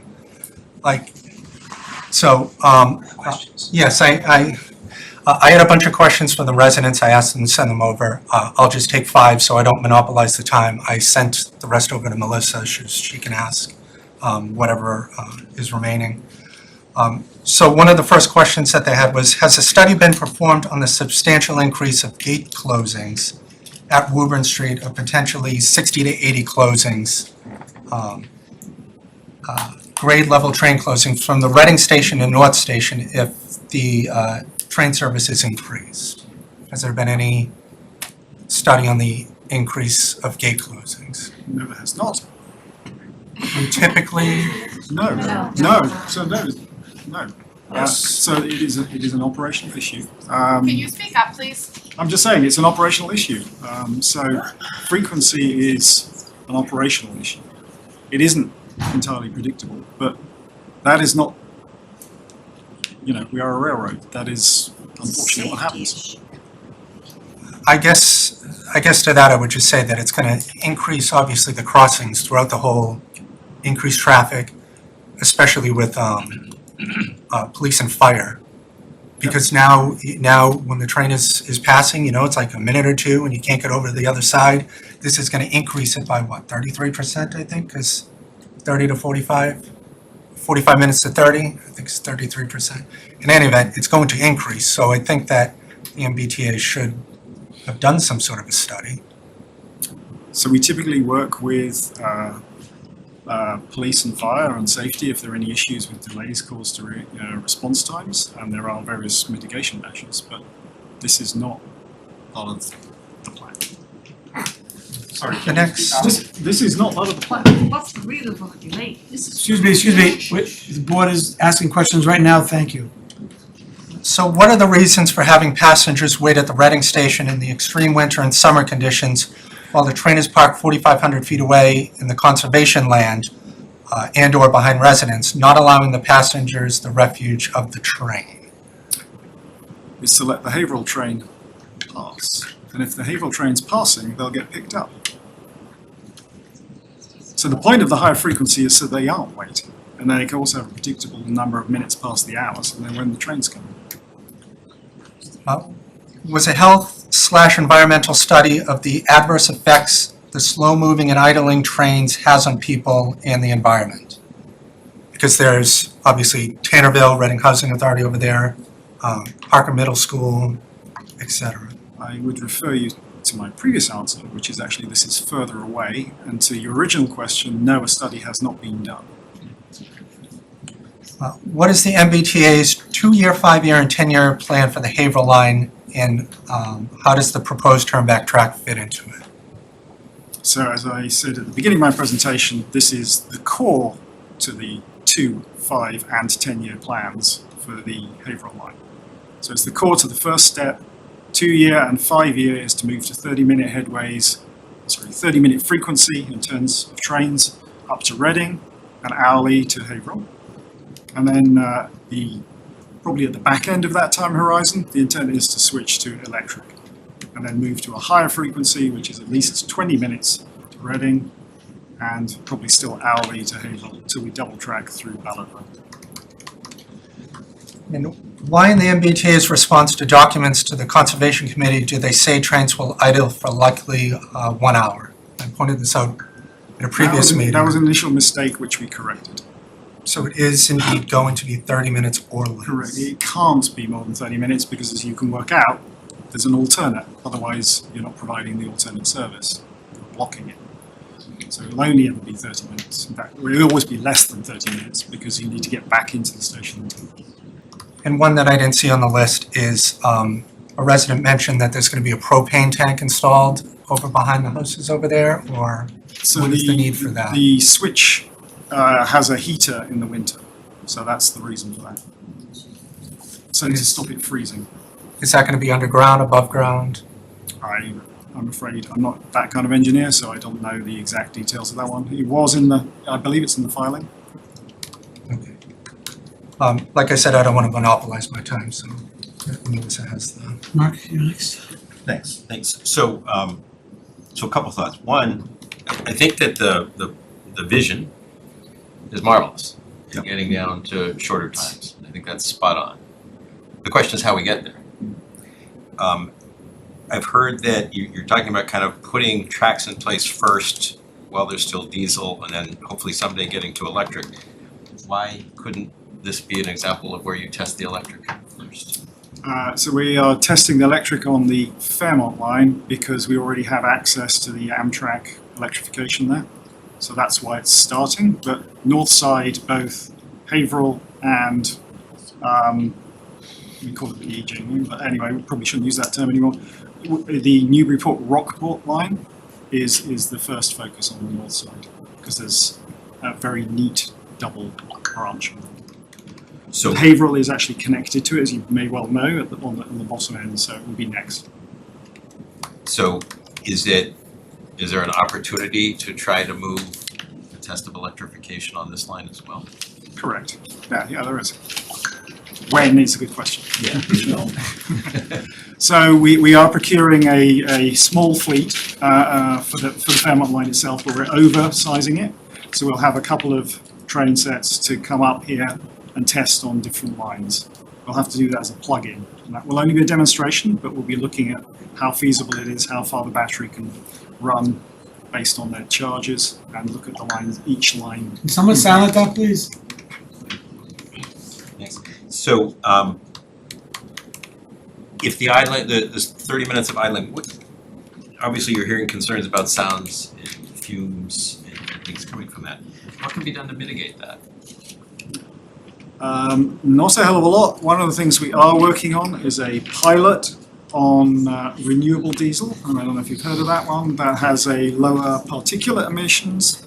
And actually, I don't know if you want to talk more to the sound. Yeah.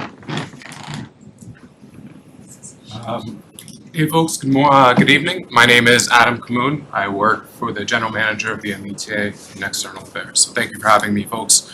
I do want to address the crowd that's here tonight. So with all due respect to the select board, I want to acknowledge the time that you're taking to be here tonight. Actually, If excuse you me, you guys are here to talk to us. No, no. So we can, so don't, we're Just for not a an moment, afterthought. for a moment, Thank just you, a moment. fine. I want to acknowledge and thank you for the time that you're taking here tonight to listen to our presentation, and thank you, Select Board, for having us and letting us be here to talk about the presentation and our proposed changes.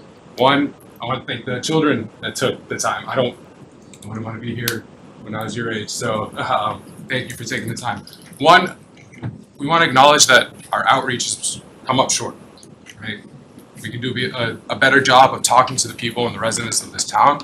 And one step is A, being here, and two, recognizing that and having a public meeting later this month. I want to thank the town manager for advocating for the people of this town. I want to thank the delegation for doing so as well, and for you folks for giving us the space to do so. There's some things that we can work on. A, explaining what the project is a lot better. I don't think we've done a really good job of kind of explaining, the mitigation efforts that we want to undertake, some of the things that we want to do in terms of providing better service. What exists there today is a conversation that we also need to have. So the idling that exists today compared to the idling that we're proposing overall is the same amount, if not less. It's just that the frequency of the trains is actually increasing. So that's something that we want to point out and get across. We're not doing a good job. And Alistair's fancy voice from England, it's one thing. I'm a kid from East Boston, grew up next to Logan Airport, so I know what it's like to grow up next to something that gives off fumes. We have the highest asthma rates in the country growing up in East Boston. So I understand the concerns and why you're here for your children today. So we will engage with folks better. I think we will come back on the 25th to Reading and engage with folks a lot better with better answers. But we also don't want that to be the end of the conversation as well. We also want to continue having the conversation until folks feel not necessarily comfortable 100%, but having a conversation and being more candid and upfront with what we're doing and what we intend on doing. I don't think the answers have been amazing, and I don't want it to be the end of the conversation. I want us to be a lot more candid and open and upfront with the people of this town, because I think there's a lot of misinformation out there, and we haven't been the most accessible in terms of providing that information. So I take that back and making the general manager very much aware of that directly. I thank the Rail Modernization Office for being here, and my project engineer for being here as well. But I'll take back these comments to the general manager. We're meeting with him to flag these comments that people are providing here tonight. And I just want to thank you for your time at least, and thank you to the town manager again and the select board for having me and giving me the platform to do so. So just wanted to acknowledge that right now, and I'm sorry for taking up any time. So, sorry, I thought you were going to address my question on mitigation. Mitigation, sorry. I don't have the engineering aspects of the mitigation. I know we're taking a look at the location. I don't know if there's, we are also looking at addressing directly those alternative locations that folks were proposing, I think directly, but I don't have any answers on the mitigation front, and we have better answers at the public meeting later this month as well. So how do we best equip you to be more responsive to the concerns that we're sharing? Because you've received a lot of letters, yep. You see people in the room, you see this board very concerned that, as you acknowledged, you kind of tried to steam right through our town. So how are we going to deal with that, so that we're going to need some much better information before we're able to consider what you just asked? No, I appreciate that, and I don't think we provided the appropriate avenue for giving us feedback, right? We're using a conservation commission, we're using the select board as proxies for giving us that feedback, and I think getting some of the answers that were given to us one way or another, either through your select board members, through your members of your state delegation, through your town manager, I think we need to address those a lot better. We'll do so on the 25th. And that's not the only conversation we anticipate having with the town of Reading. I think we need to have a continued conversation in addressing some of these. May I attend the meeting with your manager? With my manager? Excuse me. I'm sorry. You don't have to answer that. Let's just keep going. So another question, one of the audience members brought up was how how do we more effectively advocate other than basically, I don't want to say blocking the track, but how do we advocate so that you acknowledge that you really didn't listen to the alternative so far? So that's problematic, right? We're asking very specific questions on mitigation, on studies, on a variety of other things. Will you be prepared to address all of those at this next meeting? Yeah, I think I saw some of the alternative proposals. I want to more fully flesh out why we can't do that in some of these cases, but also give a full consideration to them. I don't think we've actually properly explained ourselves as to why these alternatives don't work for the MBTA and for the service that we want to provide. But we want to give it the proper consideration, the proper scientific and also engineering look, and explain that to the public and be upfront and honest when we do so. That would include the potential of moving the station, right, more down toward Moving the turn traffic. the south side, yeah. The turns, right? Yeah, I think some folks raised the commercial location that they. Some You people meant the talked station, about sorry? moving the station. I meant the station, You meant the sorry. station, sorry. Sorry if I didn't say Yeah. station, I meant station, sorry. And we could support that, but again, I mean, I guess, can I make a suggestion? I don't think you folks are prepared to answer it tonight. So instead of answering it tonight, I think you'd be better off kind of taking notes and making sure that that next meeting, you are able to address it. And I would ask not, if you really have looked at all of these alternatives already and you're just very poor at communicating it, that's a problem. Yep. But I think it may be that you haven't fully gone through these. No, And there may be some others. And I think it's important to the town that this is exactly what you do. You take a look at those things. If there are some reasons why certain ones can't work, I think people need to understand that also. But folks generated a whole series of different ideas. Let's see what's going on. What you're hearing is concern about that area. You're hearing concerns about sound, the wildlife, the fumes, pollution, things like that. It would seem to me you folks should be very capable of coming back and saying, here are the things that we can do. Simple as does everything always sit on full power all the time? No, and that's an excellent piece of feedback. I think it goes to the point that we have a trust issue right now between the MBTA and the town. We need to consider and flesh out all of the alternatives and come back to the folks in this community and tell them what can work, what cannot work, and properly explain that as opposed to being dismissive. I don't want my team to come off as dismissive. I think we want to be receptive to a lot of the proposals that were raised and explain them thoroughly, whether and backed by science or backed by studies or whatever it may be, and to come back to folks with a legitimate leg to stand on and say this is what can work, this is what cannot work, before moving forward with anything. I have one more thing and then I yield the floor. So there's sometimes a difference between the simplest and the best. It feels like the simplest is what we see so far. Might not be the best. So I guess it would be worth fleshing out some other alternatives, even ones we haven't thought of, just to talk about what could happen, where, and how, and what's the impact, right? You're hearing a lot of impact concerns. I'm sure you have impact concerns on, well, we can't get to 30 minutes and 15 minutes if we do that.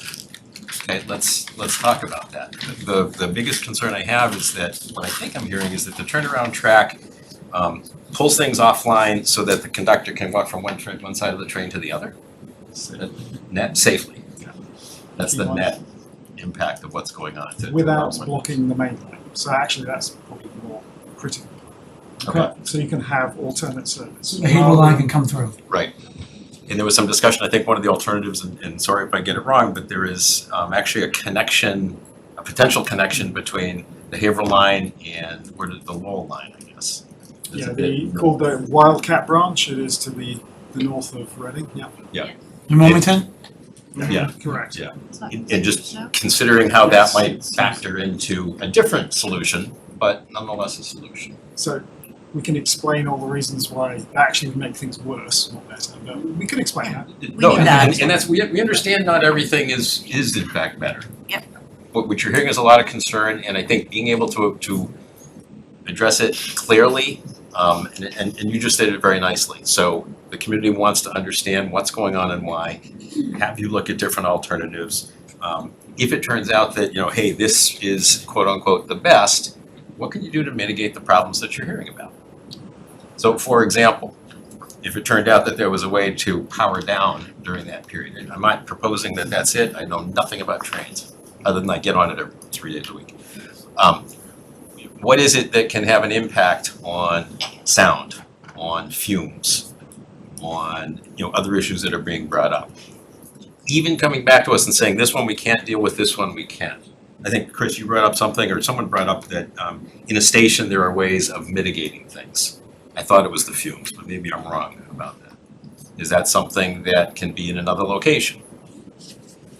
I don't know, I don't ask you for the answer to this either. They're all questions that I think our team has to do a better job of answering when we come back to the community again later this month and have those properly fleshed out. I think, and that's gonna go a long way in terms of gaining back that trust. I think we misstepped when we did the outreach initially, and the method of communicating has come up short, and I think we wanna start correcting that.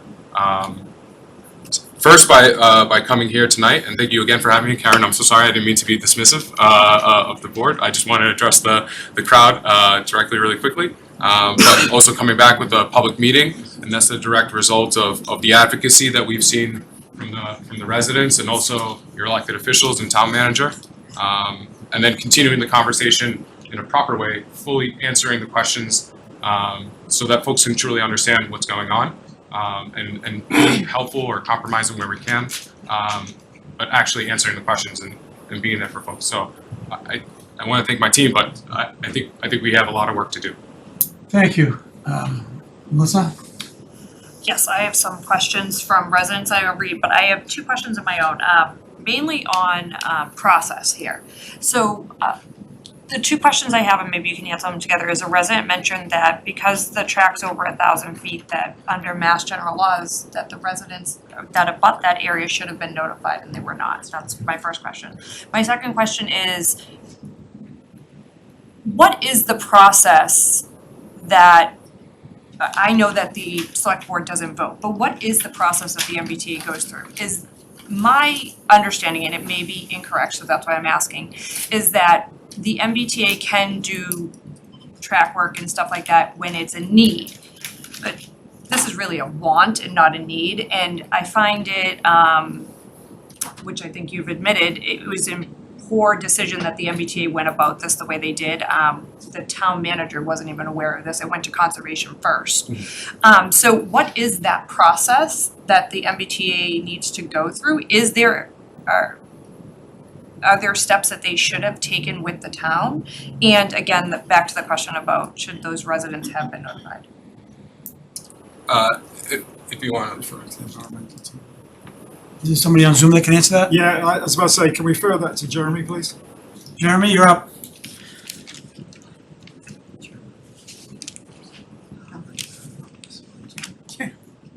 Jeremy, you're on mute.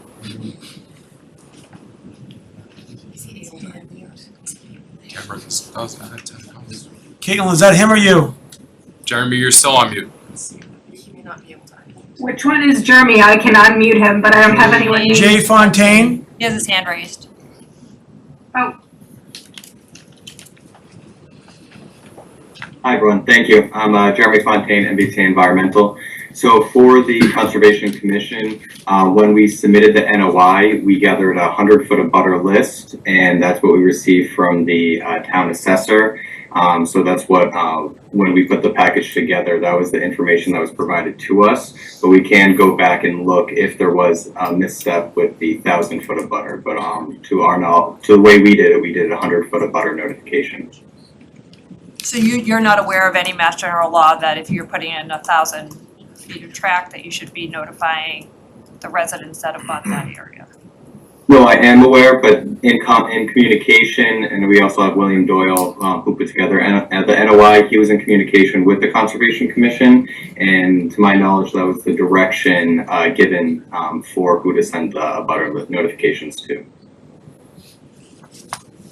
And then again, back to my other question, so what is the process that the MBTA goes through to do projects like this? Can they do them without any town approval? Or is there a difference between wants and needs? For this one, since our work was proposed within buffer zone, that's why we went to the Conservation Commission, because that's regulated under the Wetlands Protection Act. So that was the step that we did for our component, for this component of the project. I understand that, yep, but I'm asking beyond that. Say there was no conservation. Could you have just come in and started this project without any town approval? So we did look at other regulatory agencies in the area, and to our knowledge, with the information we have, we did not trigger any other regulatory processes that would have put us into other types of involvement or notifications or permitting.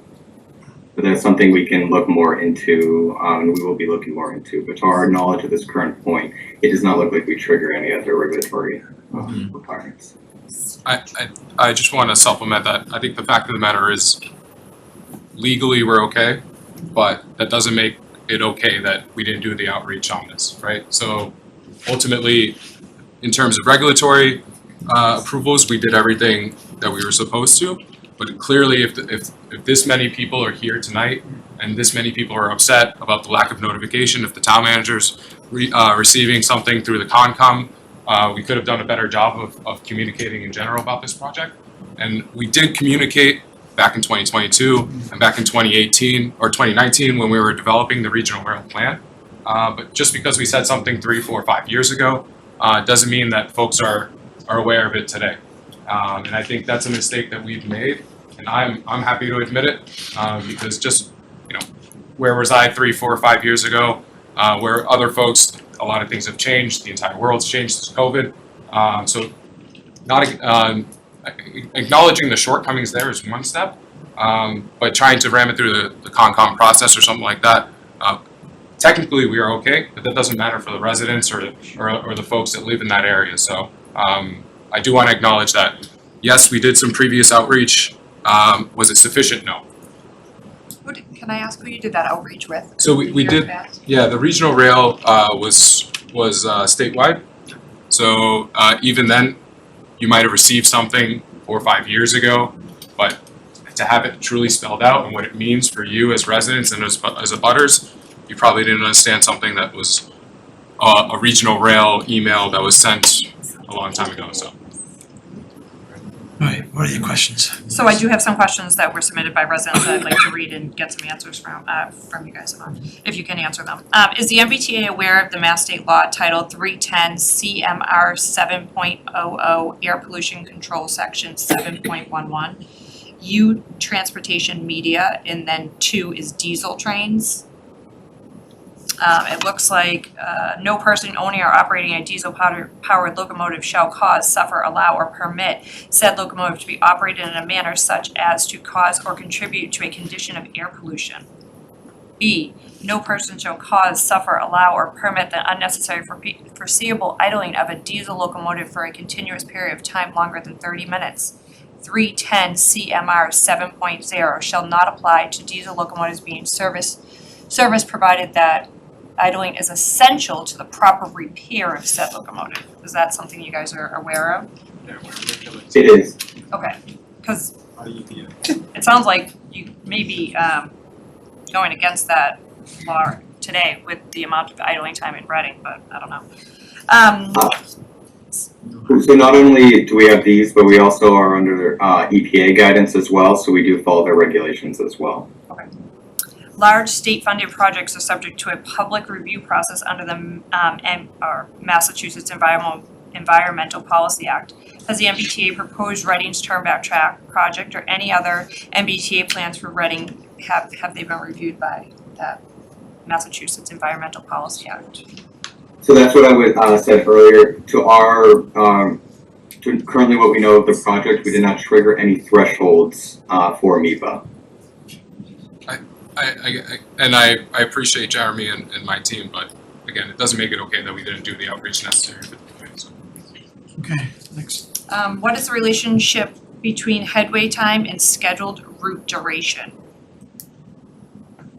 There isn't a direct relationship, so it's about the amount of equipment you're running.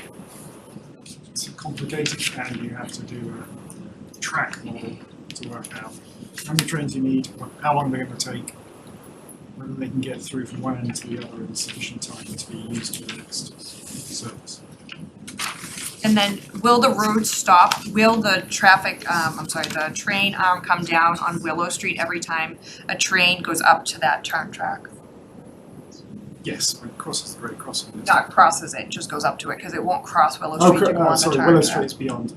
Yeah. It will not. It says, context for question, the Reading Highlands Urban Service Turnback Track first appeared as a no regrets project and a regional rail transformation project presentation from Alistair in June of 2022. Was the MBTA aware of the Millette Soms and Morgan Conservation Land Project when that article came out? No, we were not. It's not to that level of planning. Context for this question is that the Regional Rail Transformation Project presentation from Alistair from June of 2022 also states that electrification and proposed decarbonization timeline for the Haverhill line is anticipated between 2031 and 2040.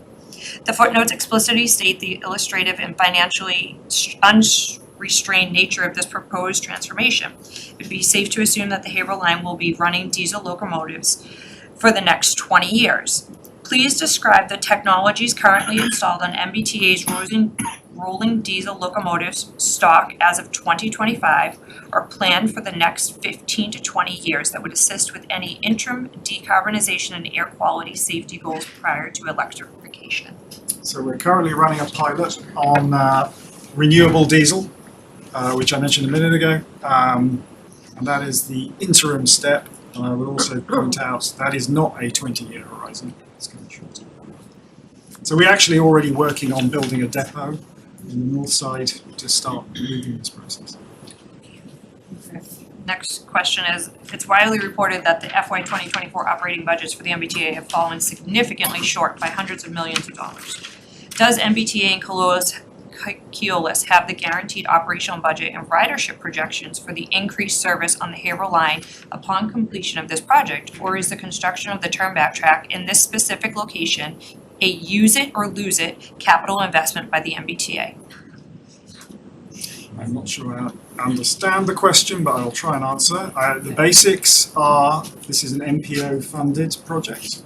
What? It's MPO, it's a Metropolitan Planning Organization funded project. It was using specific, actually highway funds that are allocated to mitigation projects that are meant to get people out of cars. This is that source of funding. It is to some degree use it or lose it eventually. But the commitment and the policy objective is the key point to achieving 30-minute service. So with the increased service, this is not one of their questions, I'm ad-libbing here. With the increased service and this funding, I mean, current day, there's constant breakdowns of trains and, you know, disruptions in service. Will the funds support that with all the increased trains that you're gonna add? So I can let you talk to a bit more about the ongoing funding, but this will be part of the network. It is part of our long-term planning. It is part of our planning with Keolis for the future cost of the service. So yes, we have allowed for it in all our operational budgets. Those are relatively short-term, but for the foreseeable future, those are funded. And the last question was, why has the MBTA been unwilling to develop a relationship? Well, I guess I'm gonna read residents, because we are gonna at least go to the meeting. But I hope at that meeting that not only will you come with answers to the questions we've brought here tonight, but also a way for residents to reach out and get answers to maybe additional questions. Karen?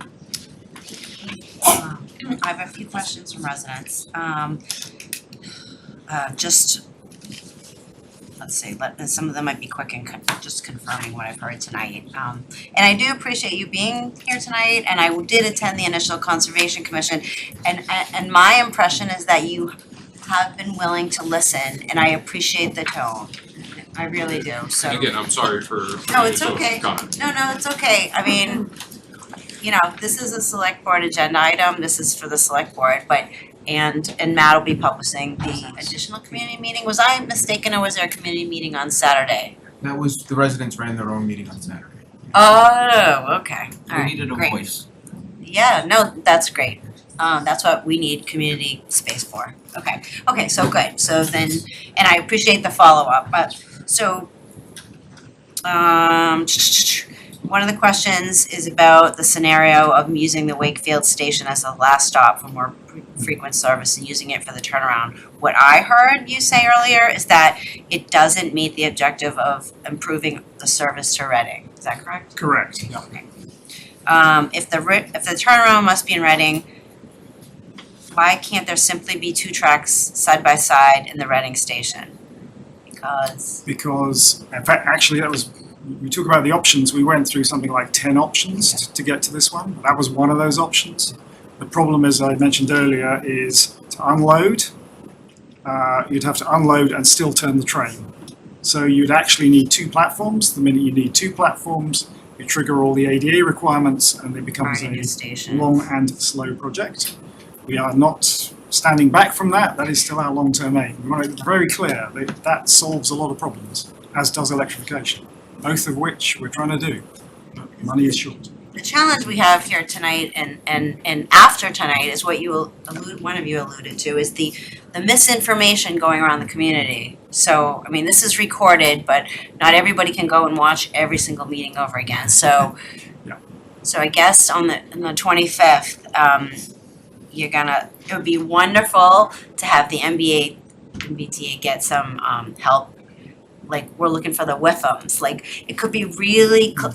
Thank you for acknowledging, like, the downsides of this, but in writing, the positives. I think I heard tonight, less idling overall. If that's a fact, it should be in writing, it should be presented on the 25th. If all of the idling will be in fact further away from all of the houses it's near now, because I think I heard you say you won't need to idle at the station anymore. Correct. Yeah, so that's great to say it, but, sometimes you need to see it in writing too. So if you could bring that back and those kind of WIFMs, why is this a good thing? There's pain in this process. Hopefully there's good at the end. We need to know, it'll help us understand better. But we need help communicating it. As select board members, as we're getting hit with these questions, I don't want to be giving out misinformation. So that would be super helpful. So the other thing I'd like to add is we've also have engaged a community consultant as part of the process. Wonderful. So Great. you will have a resource to work with. I can tell by your presentation, you guys are like engineers, so you're just trying to get this done. The message is deliver better service, and everybody in this room wants better service, including me, because we have people going to Woburn, because the trains are shorter and more reliable, and that's why our trains are empty, for example. So thank you. Okay, so we all. And it supports our property values. Having this train station here is one of the reasons that people want to come to Reading, and in downturns, we don't see the downturn that a West Boxford will see. So I just want to be really clear how important this is to our community and our local economy. Okay, so, all right, there was a question about doing the electrification first and installing the turn back second, which would be lovely. You heard lots of questions and concerns about all the extra diesel fumes, and I'm on board with that. We got to protect the environment. So one more question from a resident. Will any non-MBA trains be using this turn back, any tracks that are part of this project? No, they will not. Okay, thank you. That's a nice, easy one. I saw on your project slide, this is one of my questions. So bikes on trains. So that's awesome, except if you look at the trains leaving from Reading, like none of them are flagged. Online on your website is accepting bikes, so nobody can bring bikes on there. So I guess what I would love to see, and this is as a resident, because as a select board, I can't tell you what to do, so I'm just asking. I would love to see you guys put your money where your mouth is and have more trains that allow bikes out of Reading to facilitate better usage. And having people bike down to the train, because there are bike racks now and people are using them, I've seen that. And then I did want to clarify, so right along Vine Street, we have an environmental justice area, and I would really like to see on the 25th that you guys have said, yep, we've looked at it, and we're not making things worse, and we're not violating any regulations around that, and by not idling in that area, you may be all set. I don't really know, but that's we want to make sure we're not making things worse in our environmental justice area. Let's see. Oh, could you bring on the 25th? I don't even data. How many trains, and specific data? How many trains will be added? What times of day will be added, because I heard residents concerned about late night mixed off. Everybody understands that this is more daytime and we understand that service gets later at night, but if you could bring specifics so that, you know, I hear rumors that it's 1 per hour, and I see your goals up there about turning around every 30 minutes. But another way to communicate it is to specifically say, here's how many trains we're gonna add, and just put it in black and white, that's all. Because we leave the room and people aren't sure what we heard, and more trains is a good thing, but 1 train an hour sounds different than like 25 trains coming by my house and potentially idling until 2 AM, which that's not what I heard tonight. So I can quickly answer that one. The 30-minute service is 2 trains an hour, so that's the key point. 1 for Haverhill and 1 at Readington, in both directions. So that's why you need 4. Yeah, 4 slots, I guess. Yeah, so to your point, Karen, 2 things I want to highlight. 1, the question about bikes, and 2, the data. 1, the MBTA doesn't really do a good job of continuous community engagement. We serve 176 cities and towns, and we might come to you or talk to you once in a decade, right? So we have an issue with continuous public engagement. We've just launched a community engagement division and team. That's my sister department at External Affairs. So having this be not the only time we ever talk to you, right? And if you have that question about bikes, folks need to have a place for them to go and ask that question. 2, the data speaks to all the things that we really need to get our act together before the 25th and answer so that folks are very clear. And even in our answer, to your point, it's confusing. We're assuming people are understanding engineering talk or railroad operations talk. We just need to spell out in plain terms how many trains, how frequent the trains are, how long they are. How does it compare to what we have today? I think that dispels a lot. It just goes to the work that we really need to do in terms of the community engagement in this process. So appreciate the feedback. So I've already asked my delegation this question. I got nowhere a couple years ago during COVID. So we're building capacity. Our businesses love people coming through town and deciding to shop on their way to and from the train. Is a bus gonna come from North Reading down here? Or a bus come from Stoneham to get me here? Those communities are right next door, they don't have train stations. No, I appreciate the North question. Reading especially. I appreciate the question because with all due respect to Alistair, he wouldn't answer that. He wouldn't know the answer to that. Yeah. Well, and I don't Sharon, my expect the engineer. answer tonight, Yeah, but absolutely. But I'm happy to report that we are doing bus network redesign, and as part of that, we're actually improving bus service in all of our communities, but especially in neighboring communities, looking at connections, especially in Stoneham, that doesn't have a cross route, and it's actually coming, I think, to Reading. It's part of that connection is connecting the folks in Stoneham over to the commuter rail lines. So there's a cross route coming. I'm happy to send more information along on that. North Reading has nothing. Yeah. Nothing, those poor guys. No, Okay. Yeah, I appreciate the question. All right.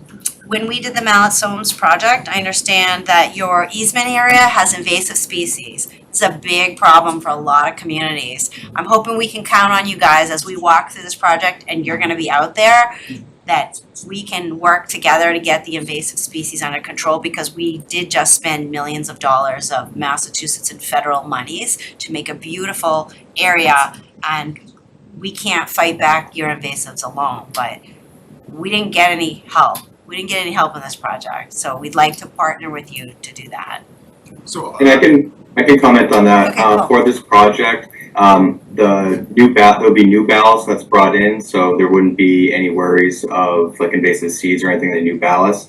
And the top layer of current ballast would be removed as well. So, and we do have the vegetation management plan. So, and within our right of way, we do treat vegetation in that area, and a lot of it, which is invasive. So Can I actually build on that, Jeremy? When I was out on the track walk with the COMCOM, there actually were markers for invasive species. We are acting on them, so they're already. I mean, what's the stuff called that you can't get rid of unless you go out there and paint it? Thank you, the Usually knotweed. not that. So your weed whackers, and I know we have that come before us every year, your management system, but that won't take the knotweed, so that's really another level. Yeah, so because of that area during proximity to the conservation land, we can't use herbicide in that area, so everything is mechanically removed. So we do our best to remove everything by hand and it's disposed properly off-site. Well, we're doing it in our town forest, which is also a sensitive area, and we're doing it in some other areas of town, but I'd just like to keep that on the table. Let's figure out a way to work together on this, but, and your point is well taken. I understand that. Okay, and just to clarify, so after this project, the service to Boston will be faster from Reading. It will be more frequent. Oh, okay, so it's not going to be faster. This is part of the misinformation. So you won't be able to increase the speed of travel to get people We're to Boston also quicker? working on that as well, but that's not No anything to do promises? with this project. So it's Okay, other, no, that's good. I'm clear. Okay, great. We're gonna have more trains. They're not gonna go any faster, so you gotta choose. Okay. Hopefully we'll get there. I think I'm almost done. I am done. Thank you.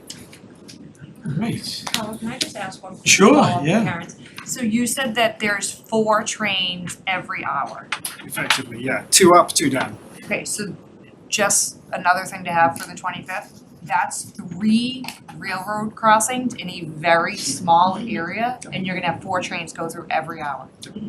That's gonna be a major traffic issue for this Plus the town. return trip over Woburn Street. And I'm not even counting Willow, actually, I'm not counting Willow, I'm just counting Woburn, Washington, and Ash. And those are within less than a mile of each other, that's gonna be a major traffic issue for the town. So you need to come up with some traffic engineers with you on that meeting, because that's gonna be a headache. It's a major safety issue. Yeah, if we can't, and I would actually ask that, that the MBTA does this, reach out to our fire department and police department on that, because that could prevent any, if there's something on the other side of the tracks, all 3 of those, well, not all 3, but 2 of them go down at once, and then the other one's separate, so I would ask that you reach out to police department and fire department as well. Thank you, sorry. All right, back to data. For me, it would be really helpful, and maybe for these guys, maybe not. I would love to get pre-COVID ridership during COVID, hard COVID, then coming out of COVID, and then ridership more recent, because when I heard you say earlier, you saw a 20% increase in ridership, my first question is based on what? If your ridership was 0, who cares if it's 20% more? So for me, the T has had a horrible reputation my whole life, right? And a lot of us can attest to that. When it works great. When it breaks down, things breaks down. But as to some of the comments, either from my colleagues or some of the questions, you're running more trains, you're gonna have more breakdowns. You're just gonna cause more problems down the line. I love the idea of electrification for, 15 to 25 years from now, 10 to 15 years from now, but, so for me, that data would be helpful for the 25th. I'm hoping you get it, because ridership to me is the key component here, right? If you don't get the ridership up, this is all for nothing. So that is paramount. I get the cost. I thank you for explaining to me how you're funding this particular project. But the cost of maintenance in the future, I'm guessing this is gonna require more staff as well, or no? No more staff from that 5 AM to 11 PM? These existing staff. Existing staff, okay. And a lot of the questions have been asked, but the ridership is a big one, because there's always a cost benefit, right? I know you guys are looking long-term, right? We have the oldest network in the country, if not the world. So, and it's very old and it breaks down. I don't know why Keolis took this on, good luck to them. But the T is very important to the state. And like Karen said, for our property values in particular for this community. But for these guys in the room, the property value might be a different subject, right? Depending how this all pans out. So in general, for the whole community, great for our property values that we can say we have a stop on the community around our town.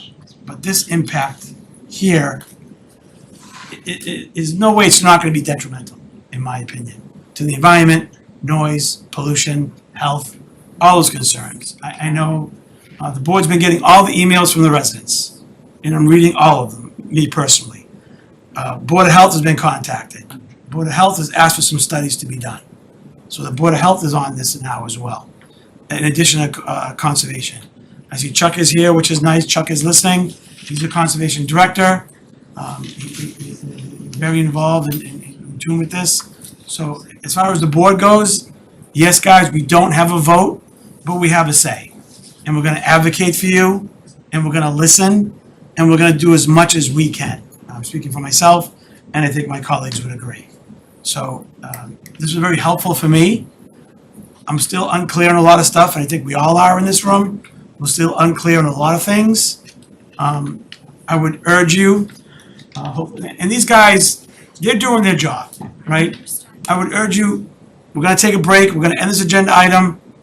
Feel free to talk to them in private, out in the hallway, out in the street, get some fresh air, it's hot as heck in here. But we're gonna take a break, we're gonna end this agenda item. I'm not gonna allow any questions, I think we covered a lot. If the 25th wasn't happening, I would address this much differently. But will be posted, so hopefully most of us, if not all of us, will attend to see how these guys perform on the 25th. And if they don't have all the answers, they're gonna have to come back. So this is no way near over.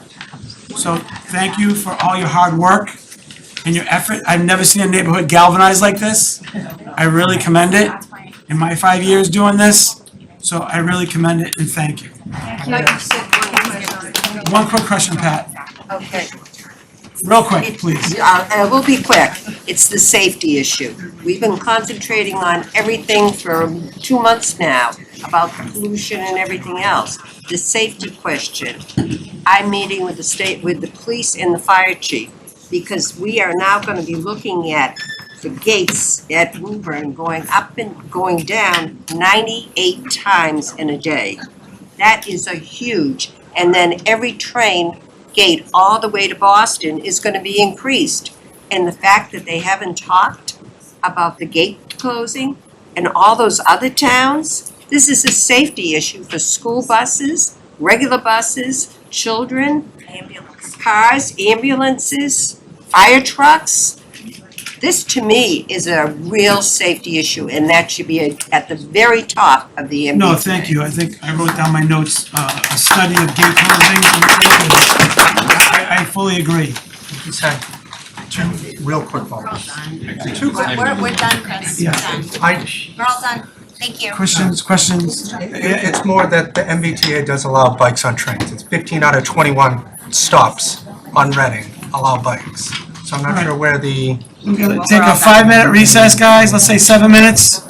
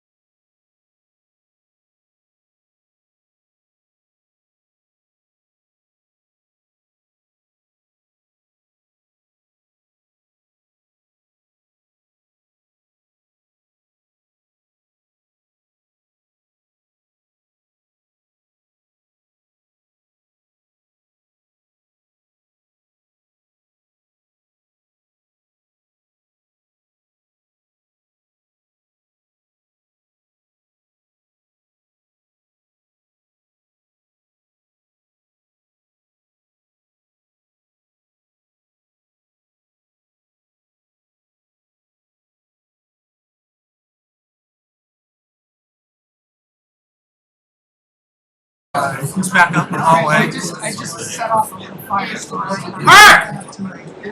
But shh. I already went downstairs.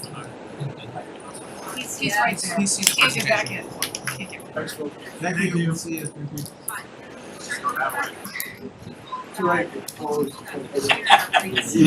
Kristen, you knock on the door. I'll start, Rob. All right, guys, whoo, it's got cooler in here already. Man, fun here. All right, so next is Reading Center for Active Living Decal Design Update. We're half hour behind, not too bad. Girl, 30% of our population. Where are they? They're at home watching, where it's comfy, I get it. Pat, this is on you? Just I'm shooting a quick introduction. All right. You're not gonna get a big presentation. Oh. Thank you. As you know, Pat Tompkins, the Chair of the Permanent Building Committee and the ReCal Building Committee. I know it's late. I'll try to be brief. Just want to give a quick update on the project since it's been handed over to the PBC last summer. Since that time, we've hired our owner's project manager, Turner and Townsend Harry. We've gone through a site selection that's been presented to the select board. We've gotten through schematic design, and we're currently in the throes of cost estimating and budgeting. Our OPM will talk a little more about that, but little spoiler alert, preliminary estimates have come in and we're basically tracking towards the numbers that were in the feasibility study. So before I turn it over, I just wanted to touch base on a couple things. When we got handed the project, I just wanted to say the ReCalc committee really did a great job. They put together a lot of information, very well organized. They hired BH+A, who's done a great job as our architect, and they really allowed us to hit the ground running when we got the project. Turner and Townsend Harry, our OPM, they've done a ton of work and Brian's going to cover that. They've been on board since November, so just over 2 months. They've done a great job. Those two consultants, we have two really good partners for the town. Town staff has been absolutely fantastic working on the project. This stuff always becomes like extracurricular activities for them, and town staff has been fantastic. Building committee is fully engaged, and if the project goes through town meeting and passes the town vote, I'm extremely confident that we're going to have a successful project for the town. So I think Brian should be online, Brian Ramadka from Turner and Townsend Harry, and he's got a little presentation, and we've also got Joel Bargman from BH+A who's going to do a little design presentation. Thank you. Thank you. Good evening, everyone. Can you hear me okay? Yep. Excellent. So as Pat mentioned, I've met many of you before. I'm Brian Ramadka with Turner and Townsend Harry, serving as the owner's project manager for the ReCal project. So I'm going to give you an update on what's been happening on the project since we last met. I did want to be there in person, but unfortunately there was a highway traffic accident. Luckily, it wasn't me. And I had to turn around, so I'm joining remotely. Although I guess with the timing of that last meeting, maybe I would have been there. Can we make him larger? So- Is there anything? He's doing a presentation. Okay. So, Well, we can make him large, okay. I'm sorry, I was hoping we could see you larger before you started doing slides. Oh, okay. Well, how about I'll stop sharing at the end of the presentation, and then we can meet more There you go, face-to-face. thanks. All right, you ready? Yep. Okay, so let's get started. So as you may recall, the project started about 10 years ago with studies by the Metropolitan Area of Planning Council and also the University of Massachusetts. These studies showed a growing shift in Reading's population, and it focused on the larger portions of the senior residents. The studies also identified the needs of this demographic and how the community might address them. So with this information, Reading established the ReCal Committee, which looked at how these suggestions could be applied to the town of Reading. That committee established outreach programs that surveyed residents, and they also reached out to a number of other communities to see what worked for them. With that information then, the town moved forward with the feasibility study that developed a formal building program and studied potential sites to provide the resources necessary to address these changes in the community fabric. And that's kind of where we left off with our last meeting, where we had a site that was selected, that's the Simons Way location, to construct a new center for active living. So since then, we've been working on the schematic design phase. We've been looking at potential costs. We've been getting feedback on the design and working towards establishing an appropriate project budget. The process has really been very iterative, with input and feedback being provided by the PBC as well as other community groups. Working with the PBC, so we just really started that project right after the site selection. We established working groups to review the various design aspects, to look at sustainability goals, and to make sure that the information was flowing freely to the community. We also had meetings with the Council on Aging. We had 2 public forums, as well as an additional lunch and learn to ensure that the project was being shared with various groups within the community. In addition to those meetings, we met with the town leadership and town operations, as well as various departments within the town to get feedback on the design and prioritize the needs and goals of the entire community. We also reached out to meet with the abutters and other relevant parties to the project. So all in all, we've had 50 schematic design meetings to date, and 13 of those were open to the public. The communications working group of the Permanent Building Committee has really done an incredible job in sharing project information with the public and encouraging feedback. We've been meeting on a weekly basis. We established a dedicated project page with all relevant project data and executed numerous outreach programs, as you can see here on the slide. The team has been responding to public feedback, including creating an FAQ section on the website to address frequent project questions.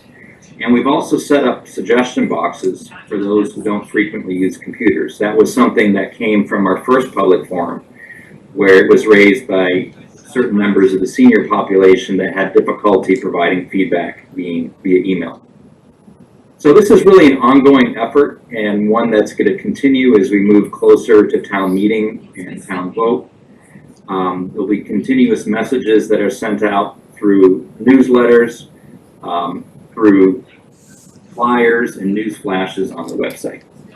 So you can see kind of all those various means there on the slide. So as part of the design and communications efforts, we've worked to create a project vision, mission, and project goals. And these have been used to guide the design process and communicate with the public about what the Center for Active Living will actually accomplish for the community. And as you can see here on the slide, it's going to combine the Elder and Human Services, the Veteran Services, and the Recreation to create a center that fosters health and wellness by promoting social interaction, strengthening the community, and providing a point of access to programs and services for all ages.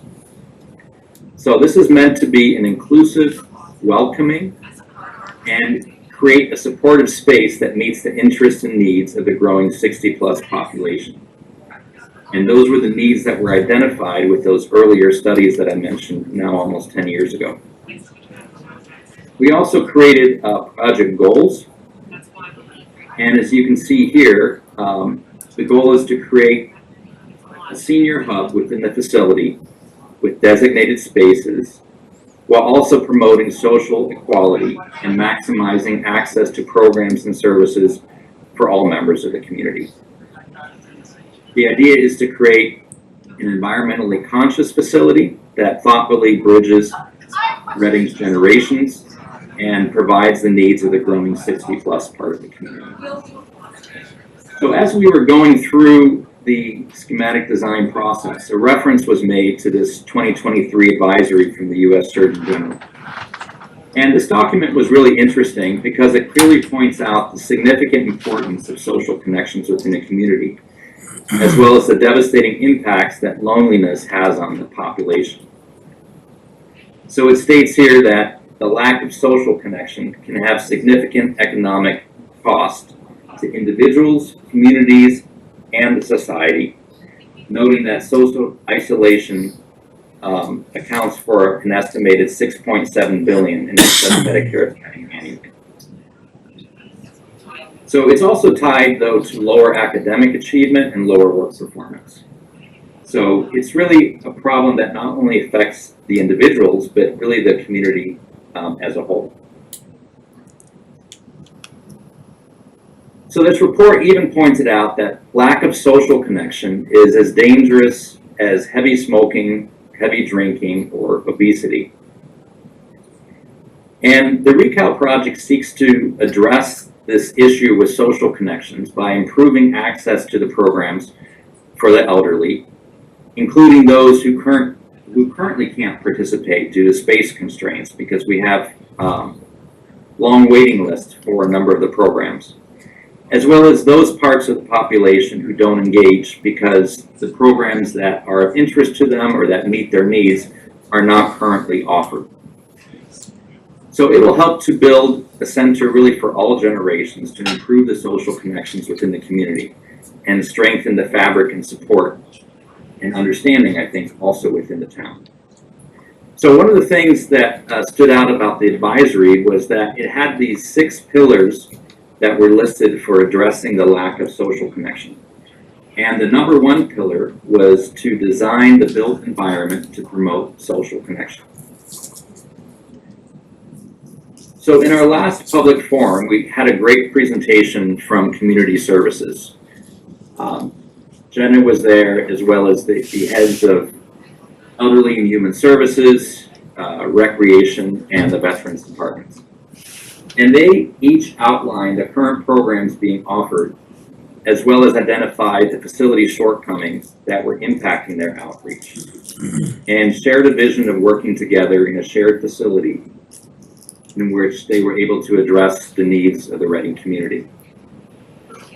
And what's interesting is from the research that was done initially by the ReCal facility, as well as members of the team that really have continued through this day, the team identified that the new centers that are being constructed not only are much more successful in better addressing the community needs, but they typically see a massive increase in the number of users that engage with that new facility.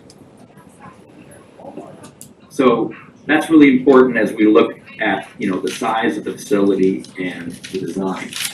So I'm not sure if Joel is here that wants to go through this, or I can walk through. These are our latest design renderings and site plans for the project. I'm here. Okay. I'm Joel Bargman, PHLSA. Good evening. I wish I had a bigger picture of the site because it shows the ball fields and some of the other activities here. And I think in addition to talking about ReCal, we're talking about pickleball, but with Burbank Arena and the playing fields, I think you have a very enviable recreation facility for the community in Massachusetts. There's an opportunity here. You're seeing on the left is ReCal, on the right is pickleball. Pickleball is not part of the ReCal project, but we identified in the feasibility study that there was an opportunity to fit pickleball courts in there. The pickleball community picked up on that. There's a pickleball project going ahead, and the opportunity is to gather the two projects together from permitting, from stormwater management, from the road access. There's a lot of synergy in the two projects, a lot of efficiencies. Same engineer can do both projects, so that's why you're seeing both on the screen. But from the gray parking lot to the left, ReCal is tonight's presentation. It's a 28,000 square foot building. Next.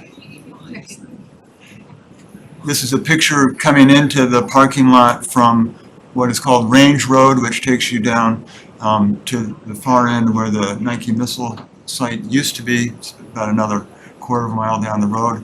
You come in, there's a drop-off. Main entry is in the middle where the glass is on the building. The picture that's next shows you the idea of the building. Next.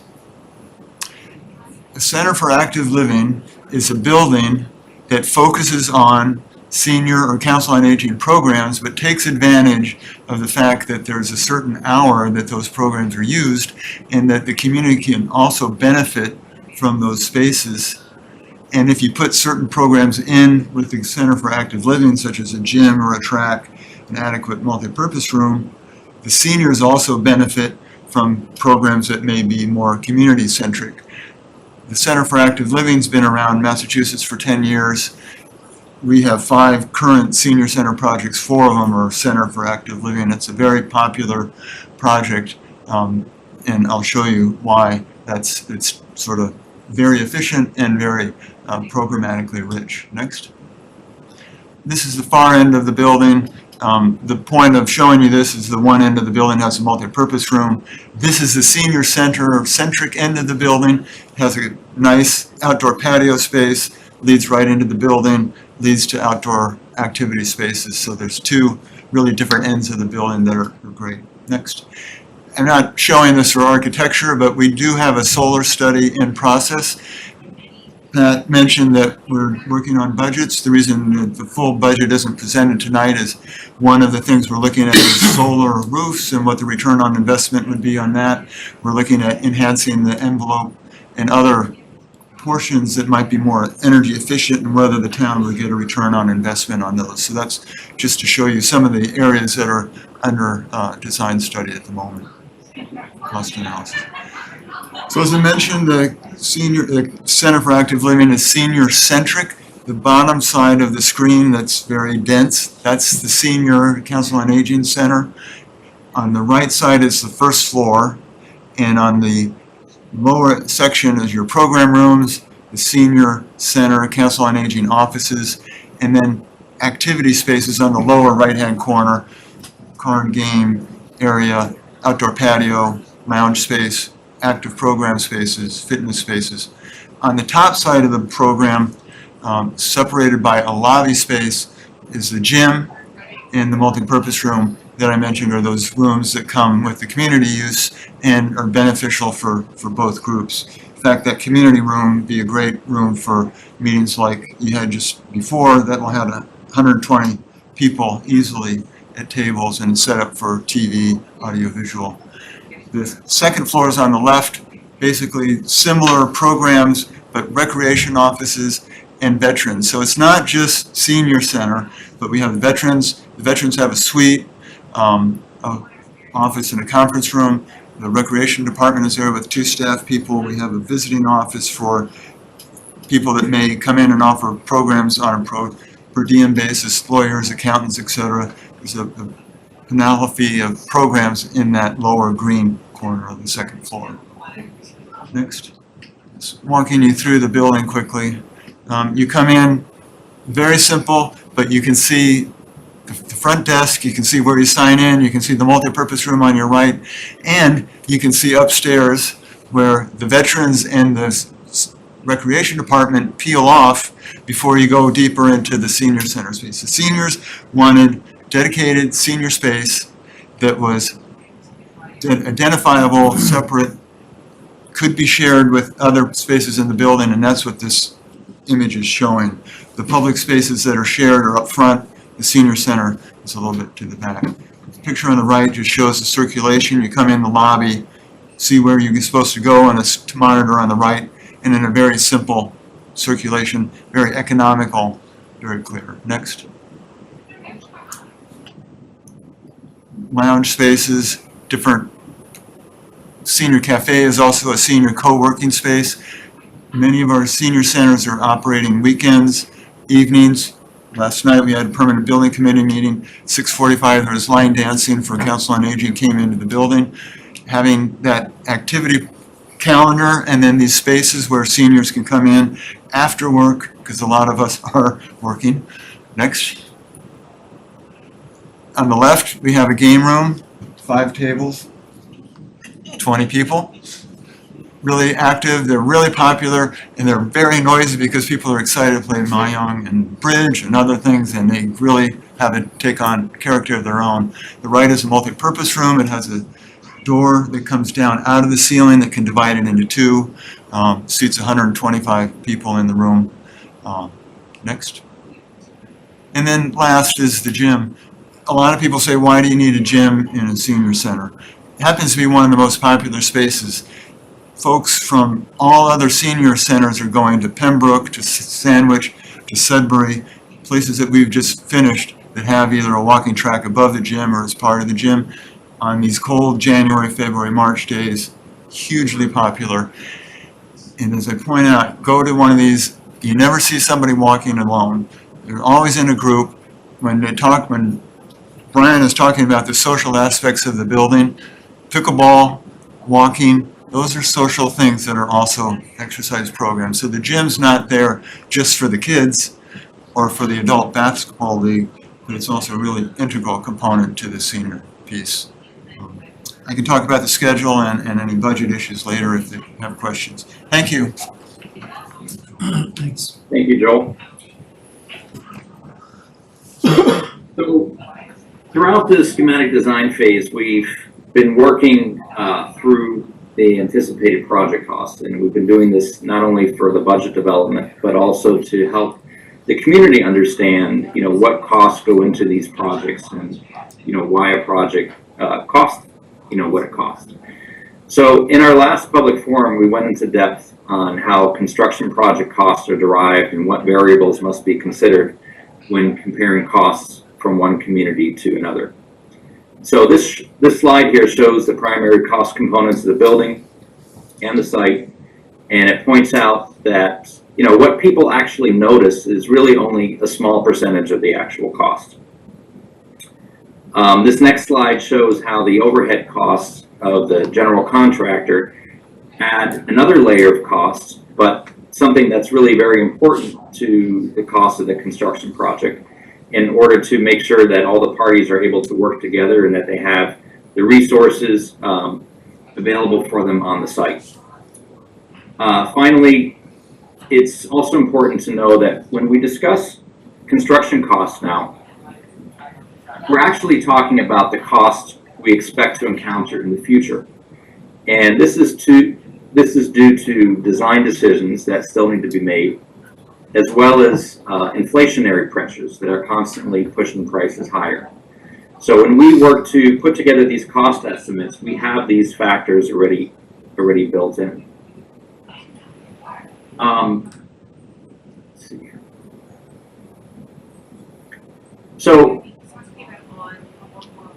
in addition to the construction costs, we really want to focus on what the total project cost is, which also includes the fees for design, management, as well as contingency funds. And contingencies are a really important line item because they help to protect the public tax dollars by establishing some tolerance for unforeseeable changes, whether it's in the site, maybe something that's underground, something that comes up in the design, or maybe it's even the town's needs that change between today and when we're actually constructing the facility. So as part of this explanation, we also went over what other communities were spending on similar facilities, noticing that there really are many variables that affect the actual project costs, and how costs can really very easily be communicated in ways that don't fully address the variables that would make for an apples to apples comparison. So you can see a number of these listed here. You might hear a community talk about a project that they built 10 years ago and what it cost for the total project cost. Maybe they're listing what the bids came in, and that doesn't include the soft cost of the project. So it's important when we compare what happens with other communities that we take these factors into consideration and we try to streamline them into more of an apples to apples comparison. So we did that. We studied about a dozen similar area projects to develop a benchmark cost of what Reading's new center would likely cost. Naturally, people are excited about having a new facility, but they want to know, what's going to cost them to determine if it's something that they can support. So you can see here the variables that we went through to create this apples to apples comparison and come up with a benchmark of what we believed this Reading Center for Active Living project would cost, based not specifically on the current design and the cost estimates, but based on what other communities are paying for comparable projects, leveling it out to constructing it at the same time. So when we did that, we derived the total project cost of somewhere between 26.8 to 34.4 million. And that seemed to align with the anticipated costs, and I think it shows that Reading's project is really in line with what other communities are spending for similar facilities when the variables are evened out to make an apples to apples comparison. So just to make things a little clearer, we also looked at what's been changing since COVID, because it really wasn't all that long ago, and a lot of these projects were constructed for that.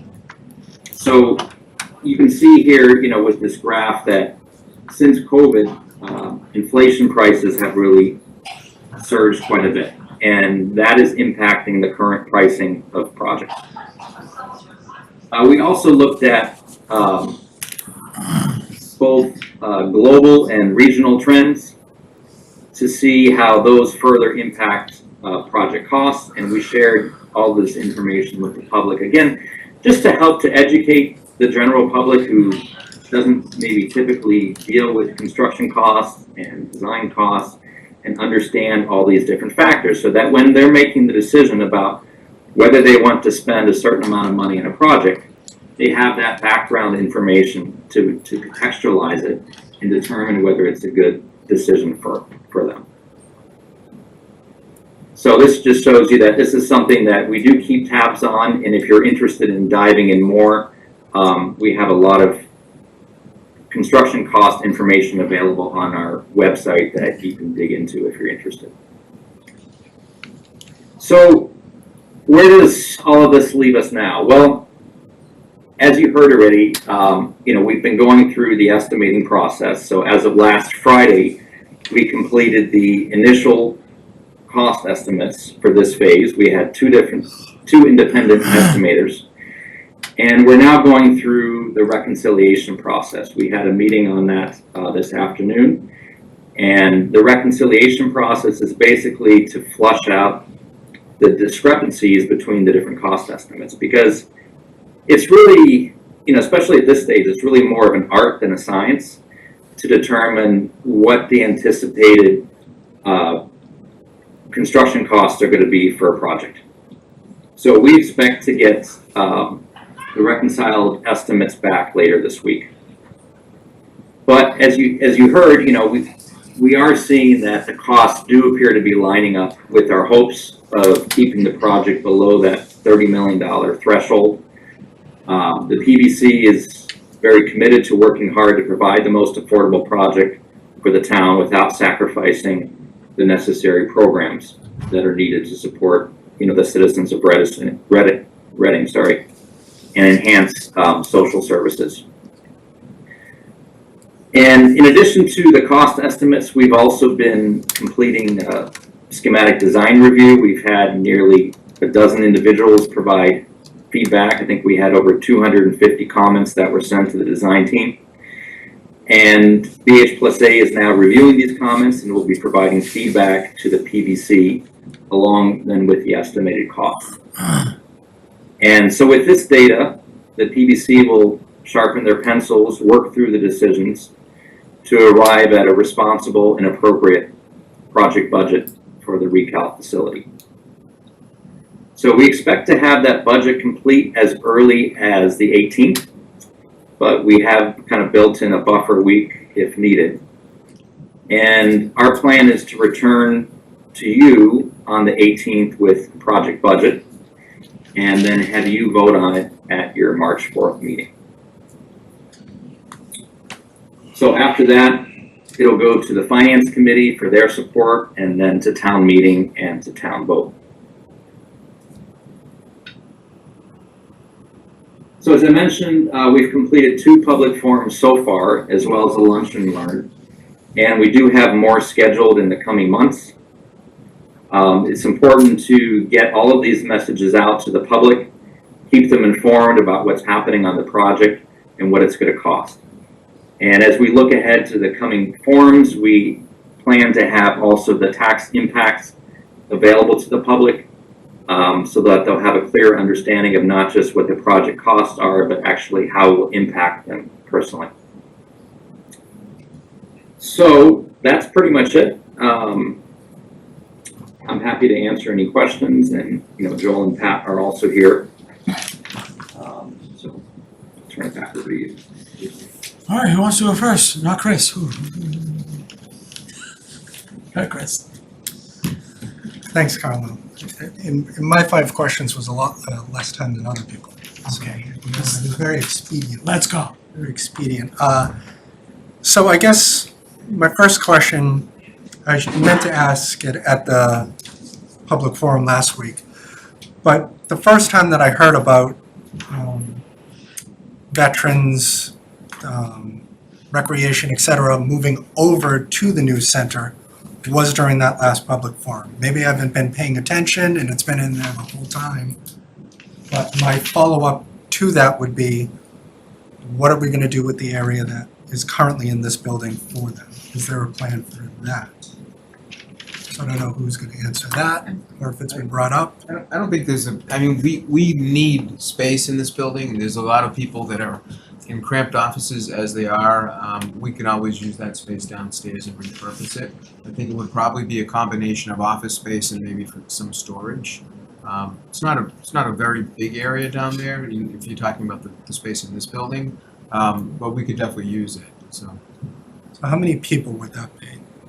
Or offices, I should say.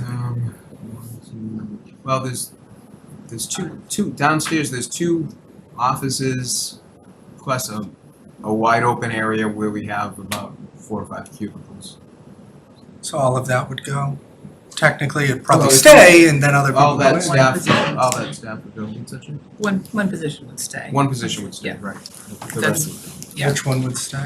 It's a finance related position that's Right. sitting downstairs. Right, but we are hiring somebody else for finance, and we need a place for that person, so that might be some place downstairs eventually as well. And I guess on the budgeting aspect, I know it's between 28 and 34, 35, 34, I think was just mentioned. I think for the best chance of this passing, it has to be under the 30 number. Because people have been hearing 30 the whole time. I think if you end up going 34, 35 or something, like, you're gonna spook even more people off. I think you have to do whatever you can to keep it under the 30 number would be my recommendation. I mean, you see 29 is way different than 30 in my head at least, when I'm going and trying to buy something, you know what I mean? Even if it's 29.5, it's still 29, that's just So my if I opinion. can clarify something. Yeah. That cost range that I shared with you earlier that extended beyond the $30 million mark, that was a range that was based on what other communities would spend for similar projects. So it is based on comparing all those projects and then escalating the cost to when we're building them. But with the data that we're getting back, even this afternoon, we see a very positive trend that we feel confident we can keep the number below 30 million. Okay. I guess at least from me reading the packet, et cetera, and just seeing a number like that thrown out there, having you explain it is one thing, but once you see it, if you're skimming through the packet, et cetera, you see 34 million, you know what I mean? Like, so that's kind of the impression, at least that I was on, even through your presentation. So just hopefully, like you mentioned, if it can be under that 30 number, that would be the best case scenario, I would say. Yeah, that was just a benchmark, of how this project would compare. But the PBC, we've had a number of discussions about the cost, and the entire group is very committed to bringing this in as affordable as possible. Even going through the design review process, we've been highlighting potential areas for value engineering if needed. And in our conversations today, I can say today very confidently that we fully expect to be well below that $30 million number. All right, thanks. Brian, just so you know, you've got a Word document up on the screen too. Wasn't sure if that Okay. was your intention. That's for your taxes, I think. I Anyone? didn't realize my screen is still on here. It's still, yeah, you may want to stop It's still sharing, on, and then Karen will get a good look at you too. Who's next? I just have one quick question, and I think I already know the answer to this, and that it's probably something you don't have yet, is, do we have any idea what the increase will be for services needed for the new center? Operationally. It is on the FAQ, that was mentioned earlier. I was like verifying, Oh, I trust see but that, verify, okay. so is- yeah. they have numbers on there? There's an Okay. answer in there. It Okay, says I'll like look. 11 staff and no anticipated need to increase staff. But I was like, okay, there's an FAQ over there. And I can speak to that a little bit if that's okay. I don't know if someone can help me with this. yeah, Jane's got it. I didn't say stop sharing. You're good. You're Oh, no, good. he's talking about that. I stopped it for you. Okay, thank you. So, Jenna has hired, a consultant, an operations consultant, that was recommended to us, I think, by Joel, actually. And we had worked with him previously, we had a meeting with him, last week, I think. 50 meetings, and it's a blur, but, there's a lot, we've been doing a lot of meetings. So we met with this, operations consultant to come up with a plan. It's being funded separately from the project through, the Recreation Department. And it's not crazy money, but it's a really good investment in looking at what we do operationally in community services, so elder and human services, and for recreation and for veterans, and then mapping that to the space that we have and being able to scale, right? Because when there's more space and there's more hours, and recreation can provide staffing at night in ways that, Elder and Human Services really hasn't been able to. So I think that you'll also be able to see better work-life balance for some of our staff. And, Recreation does hire a lot of temporary staff, particularly in the summertime. That's part of how we normally do things. So that operations plan is going on now, and that will be a wonderful, useful thing that we can scale over the next, several 2 decades or so. That'll be available at town meeting, so we can absorb that. The FAQ list is not bad, like. Yeah, no, we have there's already actual been stuff on there. there's a lot- I don't know if what's going on with Killam yet, but like the FAQs for this project are looking pretty good, but Yeah, thank you. We spent a lot of time on FAQ, so thank you for that. Yes, there's a lot of operational work that's been done already that you can see on the FAQs. And that operational plan, I think we're aiming for that to come in before April 28th, before town meeting. So people will be able to see that. And in that operational plan, other thoughts, will they bring in thoughts of like renting the gym out after hours and stuff like that? Like how we can bring money in as well? Absolutely, and if you talk to Jim Sullivan for 5 minutes, he will be able to really elucidate how that can happen, so that when the spaces, they are primarily, we have a designated senior hub, that is a commitment that we've made. When other space is available, we can program that, and we can program that to, men's basketball league, youth programs and so forth that isn't going to interfere with the operations of our Council on Aging and our Elder and Human Services commitments or to our veterans commitments, but we can program that space and we can use that as a revenue generator for sure. And I have another question that my aunt may be mad that I even asked this. So my aunt is a senior here in Reading, and I know one thing that was mentioned is that you get this huge influx in these new senior centers. And I know some of that influx is because all the seniors from other communities go to those new senior centers to use all their new facilities. Do we charge non-residents to use our facilities, or is that no, you do not charge? Because I know for a fact that people senior center hub. Mm-hmm.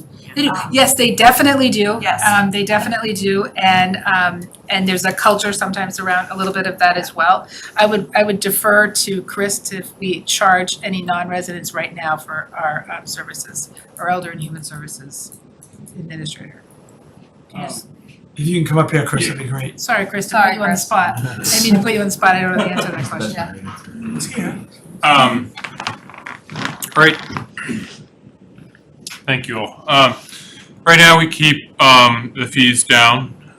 We have a handful of out-of-town seniors that come to our center. It's not as much as you would think right now. The majority is Reading residents. We currently do not charge Reading or non-Reading, which is kind of nice because it allows everyone to be on the same playing field.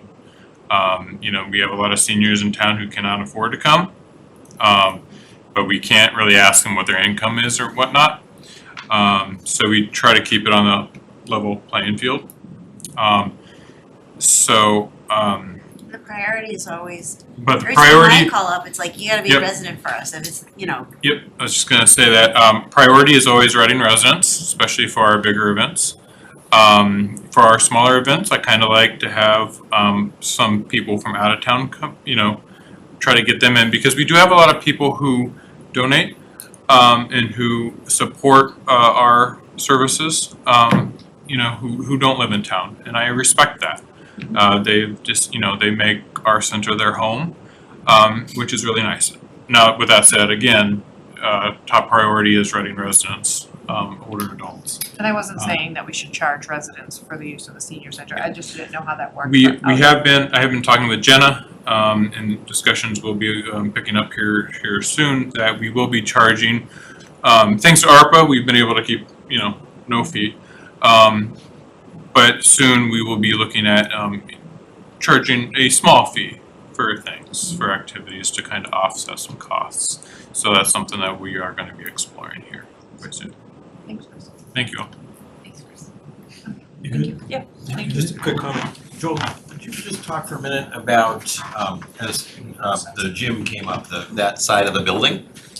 Just the structure of that, in terms of it being, it's physically separated, but also entrance and division and things like that. I went too quickly there. Thank you. I'll try to explain it without it, but I mentioned there's this two-sided building that has the gym and the multipurpose room on one side and the senior council on aging on the other side. The side on the right has its own entry on the far right of the building, so at night, kids or adult basketball can come in, get into the gym. They don't even have to come in the main lobby of the building. And there's its own separate restrooms down there. If you had a meeting like tonight in the multipurpose room, again, there's a set of restrooms that's for the gym and that multipurpose room. So they don't even have to go near the senior centric spaces. You don't have to worry about someone going in Chris's office. You don't have to worry about use of the bathrooms or cleaning up. There's a really two-sided, and it's not that it adds a huge amount. It adds 2 stalls of toilets down at the gym area, but it makes the building really much more usable. Questions, Mark? Can't match you. No, I'm in pretty good shape on this, thanks. Karen? Sure, thanks. So I'm listening to what residents are saying, and so town meeting's coming up pretty quickly, in 2 months-ish, February, March. Yeah, it's in April, so less than 90 days. And we're gonna be asking them to vote on both, and yet we haven't tied together the projects and presented them to town meeting. And so we definitely need to understand tax implications, but the residents, what we don't want to, you've always said these are both important projects, and I agree with you. So, but people are worried, and I definitely don't want to see groups and saying, oh, don't vote for this, only vote for that one. That would be bad for our community. So I think, educating our town meeting members about to oversimplify, the amount of grant reimbursement that we are getting on Killam is more than the cost of this new senior center where, you know, compared to other communities, we have a 2-for-1 opportunity to address like a wide spectrum of our residents. And that would be one approach. I could be open to others, but that's kind of the elephant in the room right now. It's a big elephant. We're like so close to town meeting, and if town meeting prefers one solution over the other, and maybe it's just a timing thing, like I think we gotta talk about what's the fallback of one or the other doesn't get approved. So anyway, that's like one of my concerns, presenting it to town meeting, and I don't. Can I just say, we Yeah, do plan to do that, bring both Yeah. projects together Okay. for town meeting members so they understand it. Okay. We need a little more data before we do Sure. that, but that's on the plan. Okay. And it's similar to what we did for MBTA communities, where we wanted to, get town meeting members familiar with what that was, what the vote would be, so we had meetings just for town meeting members. Anybody can come to these meetings, but we're I'm not really- sure that's a great example. Similar to that. The intent is really good. Of I educating don't think we them. wanna say MBTA anything anymore right now. I know, it's not a bad, it's not a good night to say it, No, but it it's not a did, good it year. did, it did work out in terms of town meeting We got members there, knowing we what did the get there, process it was a super painful process, Right, and like, yeah, That's so, the theory. yeah, no, and it did work, it ultimately did work, and hopefully we could figure that out. And the other concern I have, cause I love this, I'm so excited, who was one who said earlier, there's no place to go in this town in January, February, and March, nowhere. So, okay, this is so accurate. So I already heard one long-term town meeting member stand up in a public forum, I wasn't there, people told me, and say, I can't vote for this because it's not a senior center, and we need a senior center and not a community center, so, but I see this, it's called the Center for Active Living, it's targeted at adults. That's a huge segment of the population, and I see the vision, and I see it very clearly as not being, and hoping, it's never gonna be a place where adults are gonna be uncomfortable because there are youth everywhere. We can't let that happen, but that's, I think, part of the communication, that we've still gotta get out to the community.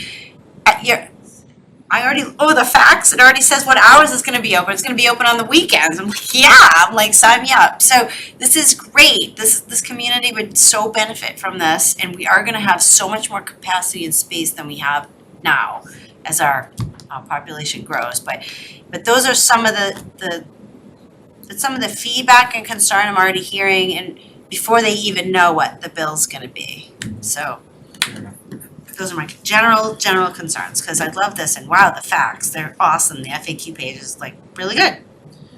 I think that's a great question that you asked, and we can add that to the FAQ page, sort of what's the plan for youth integration into the space. Most of our recreation programs are aimed at youth, and we rent space from the schools for most of those programs that aren't field-based outside, right? But we do service a lot of adults through our recreation program, a lot of 60-plus folks, and this will give us more capacity to increase those programs. So we're very mindful of that, and we want to be able to communicate that, so we will add that to our FAQs. Because there was something in here about we can't get in into the schools until after 6 o'clock. And perhaps I'm mistaken, I still think that's all youth oriented. I don't think that's really an adult culture. And there are people in town that still say, we were promised access in the high school. We voted for that project, we were gonna get access to the field house, it didn't happen, so people have long memories. Thank you for that. Yeah, thanks for the great work. Yeah, good.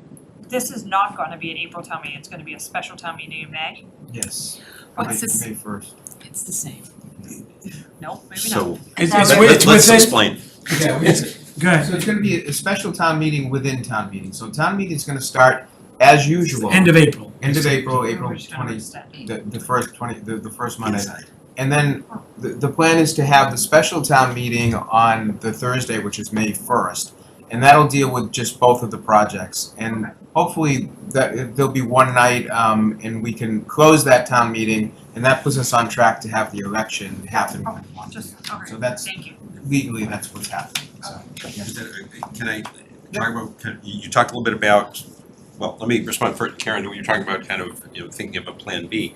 I think what you're hearing about is the plan A first, and how the town and schools are kind of coming together and saying, look, there are two big projects that are gonna be in front of you, and you need to learn all about both of them. And the town side, the school side are saying, these are the priorities in terms of what to do. And here's all the information that you want to digest. Here are the opportunities to ask questions.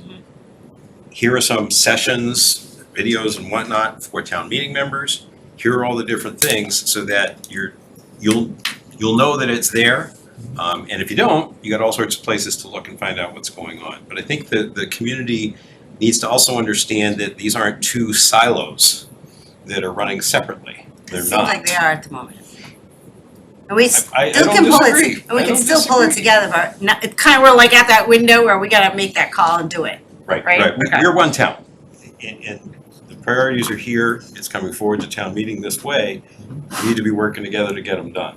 And when I say working together, it's having all the information available for people to look at, having the chance to ask questions about what's going on.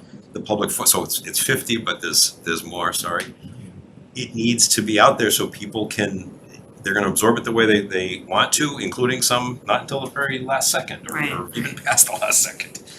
But I think the communication is doing that. I think that this goal of talking about, look, folks, big projects, take a look. That's plan A. I think that's the core planning first. Ryan, on the construction costs, is that just the construction, or that's furniture, fixtures, running internet stuff and security cameras and all that stuff? So when we talk about the project cost, that's the whole shebang. It's the whole shebang? Yep. Fixtures, furnishings, internet, security, okay. And only one more question. If this passes in April, May town meeting, a vote, forget the town meeting, well, both. Shovel in the ground, these costs are based on shovel in the ground when?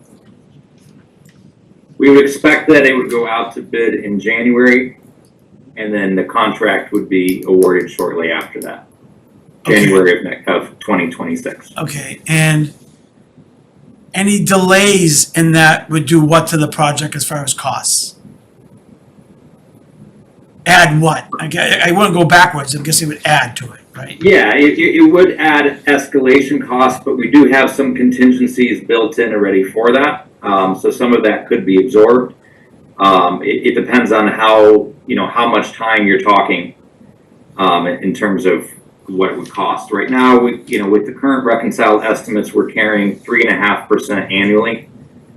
So I'd have to do the math on that. I can't do it off the top of my head. No, I got you, okay. So, all right, so you kind of wishful thinking, we start it on time and, clear the land and start the foundation, and it should line up with what we voted on. Yeah, I think it's doable.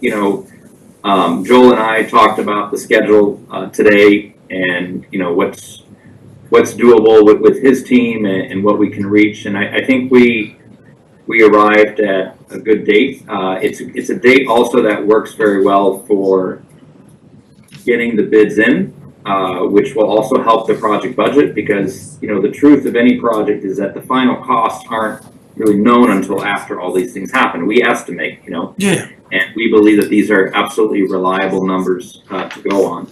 But if we can bid the project in a more favorable climate, we might be able to incur additional cost savings. So that lines up nicely with the schedule. Also with getting the initial site work done, the soils are pretty wet.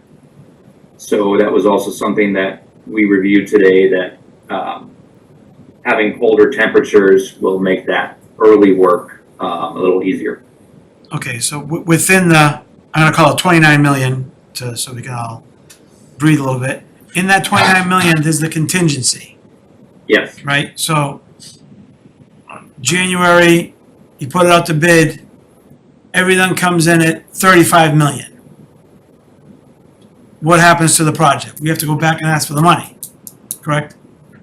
There are multiple things that can happen. So first of all, we wouldn't typically see that large of a spread. I'm just giving, it's a bad analogy, but an increase. Yeah, that's fine. So yeah, there are a number of different things that can be done. We do have contingency funds that are built in, so we can draw off of that to overcome overages at bid date.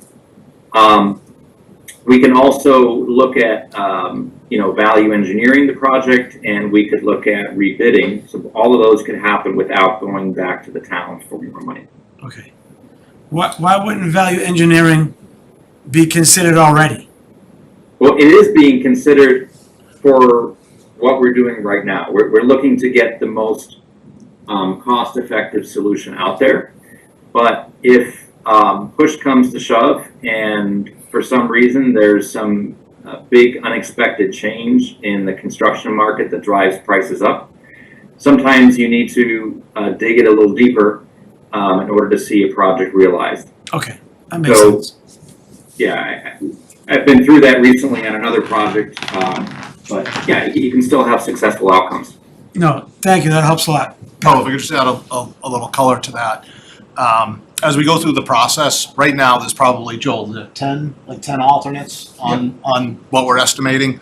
Some of them are to add, some are to take away. Yeah. We're reviewing the drawings, coming up with a list of things that we can reduce or change. As we go through the process, when we get through design development, there'll be another cost estimate. When we get through 60% construction documents, there'll be another cost estimate.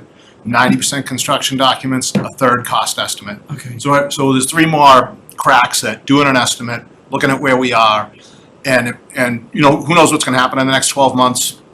Inflation, is gonna be flat, is gonna go up. But at those times, we'll have an opportunity to reassess where we are and pivot. And if we have to reduce scope, or we may see that things are more favorable and we can increase scope, and we'll set it up so there are multiple options to add or deduct along the way. So you're saying after the vote, we can always pivot and adjust if things Right, so. out of our control happen. Right, so we should be adjusting. If we go through those estimates and we see prices bumping up against that, call it 30 million or 29 Steel million. goes up, whatever. Yeah, we see it, we see things bumping up against that, we should adjust the scope to keep it within the budget. Within the budget, so that when we get to bid day, we don't have a big surprise like you're saying. Just don't use eggs. Okay, is the board good? Sorry, one more. So T for transportation, that was on the early part of this concept, and it's not on here now. What do you mean? What aspect of transportation? Transportation, getting people over to Simon's Way. Transportation, even if we were gonna keep the location downtown, transportation was supposed to be part of it. That will be an FAQ that you will see very soon. Thank you. We're working on it. That Yeah, sounds like a thanks, great Jen. idea. Thank you. It's heavily in Great question. discussion. Okay, good. Thank you. Because we're gonna get questions. Yeah, Thank you. absolutely. All right, great. Yeah, we want that. We good, guys? Good? Yep. All right, thank you, guys. Feel free to stay. A lot of riveting stuff coming up. Thank you. Thank you. Thank you. Thank you, Brian. Guys. All right, next Chris. on our Thanks, Council on Aging. Thanks, Chris. parking kiosk discussion and potential vote.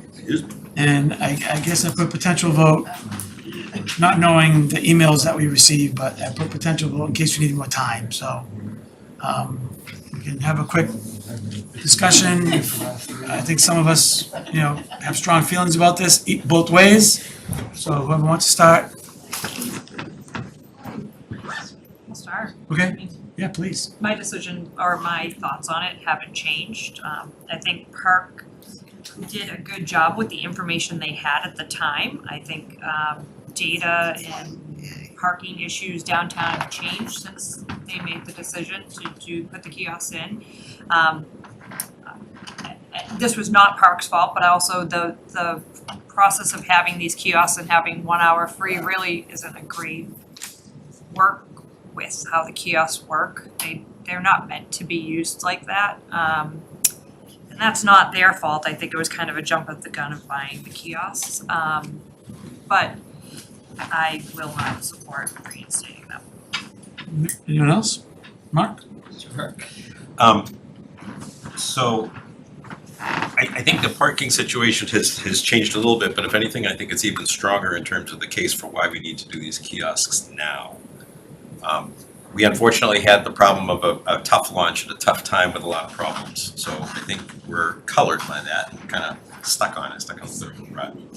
I think the reality of the situation and, you know, the data that's come in, I saw Deputy Chief Amendola was on the line a moment ago also, is that we are having issues. There are plenty of busy times. This is done very effectively in lots of other communities. Andover most recently in terms of my personal experience. As we are attracting more and more people to the downtown, which is very much our goal, that should mean more people. This ensures the flow of the traffic. This ensures that people are moving along. This is the control to do it. I don't think we need a bigger solution. I don't think that there is really a better, different solution. I think Park did a really nice job of going through it. I do see commuter rail parking lot being much fuller, much more regularly. There are a lot more things that are going on. I can tell by where I have to park when I come in at, if I'm taking the 7:30 or the 8 o'clock, or occasionally when I go in at midday, I can tell what the spots are in terms of what's happening, at least on the inside spots that are there. There are plenty of free spots. There are choices in terms of how to get to them. This gives us really good control over those two central areas. I was supportive of it before. Do I love the idea of kind of changing how parking is working? In some sense, I really do, because I think that's how we're able to accommodate more business in town. We initially did this because, you know, there was pressure coming from all sorts of people. There was a lot of construction going on. But the concern was we need people to be moving. We need people to turn over in the parking lots. The kiosks are really the only way to do that. We've tried the 4 hour, we've tried encouraging employees to park outside. To some extent it works, to a large extent it doesn't. This is how you're gonna get parking, this is how you're gonna get growth. I saw today an idea of different things we might be able to do at holiday times that was pretty intriguing also. But for the regular flow of traffic, this is the right solution. The town invested, based on our vote, based on town meeting's vote, we invested a pile of money in these things. It would be a shame to not carry through, particularly because the situation still is problematic. But would be even worse is to kind of walk away and then say we actually do have a problem, and then be kind of saying, well, we just kind of did exactly the wrong thing in the wrong direction. I think this is the right thing. I very much support and I don't want to put all this onto you, Christine. But the data is telling us that we're still having a lot of issues. We are encouraging more and more business to come in. We want people to turn and come through there. It's exactly what these kiosks are for. The last piece I would say is that the vendor we chose, their performance was horrible at best. They are who they are, at least for now. They've made a lot of changes, a lot of improvements. We've learned a lot from that. Now let's do it the right way. They're here, let's go. I'm very strongly in favor. Thank you. Karen?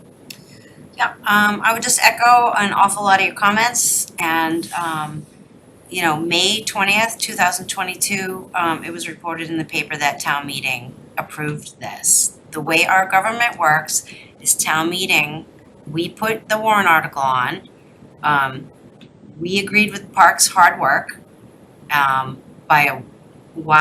which addressed a lot of concerns and okayed a lot of different, We all didn't agree. well, I'm not talking about the select We said board. we, so I implied. Oh, I'm sorry. As a community, they heard from all these different voices. That's what I mean. It was a very comprehensive and a multi-year long process. So I would not want to I'm very concerned that the select board cannot refuse to implement what town meeting spent money on, and I think that's wasteful, and that's on top of all Mark's comments and the data that Deputy Chief Amendola has presented. And I think we can do a better job, and I think it's time to turn these on again and make whatever tweaks we want, whether it's holiday benefits or senior benefits. I don't care. We spent them, we installed them, we need to use them. Thanks. Chris? Thanks, Carla. I'll preface this with there's two motions at the end, and I will only be speaking pursuant to Article 5.19 on the traffic regulations at Upper Haven Street, which is the CVS parking lot. A couple things. The community at the time, town meeting, et cetera, did hear what was presented.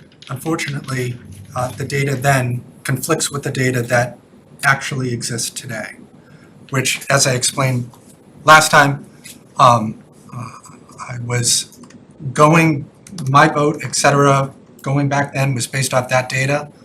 Once again, I said I was wrong. It's very difficult to sit up here and say that I was wrong to recommend something. At the time, with what we had, it was the right decision. It was an 8-1 vote, I think.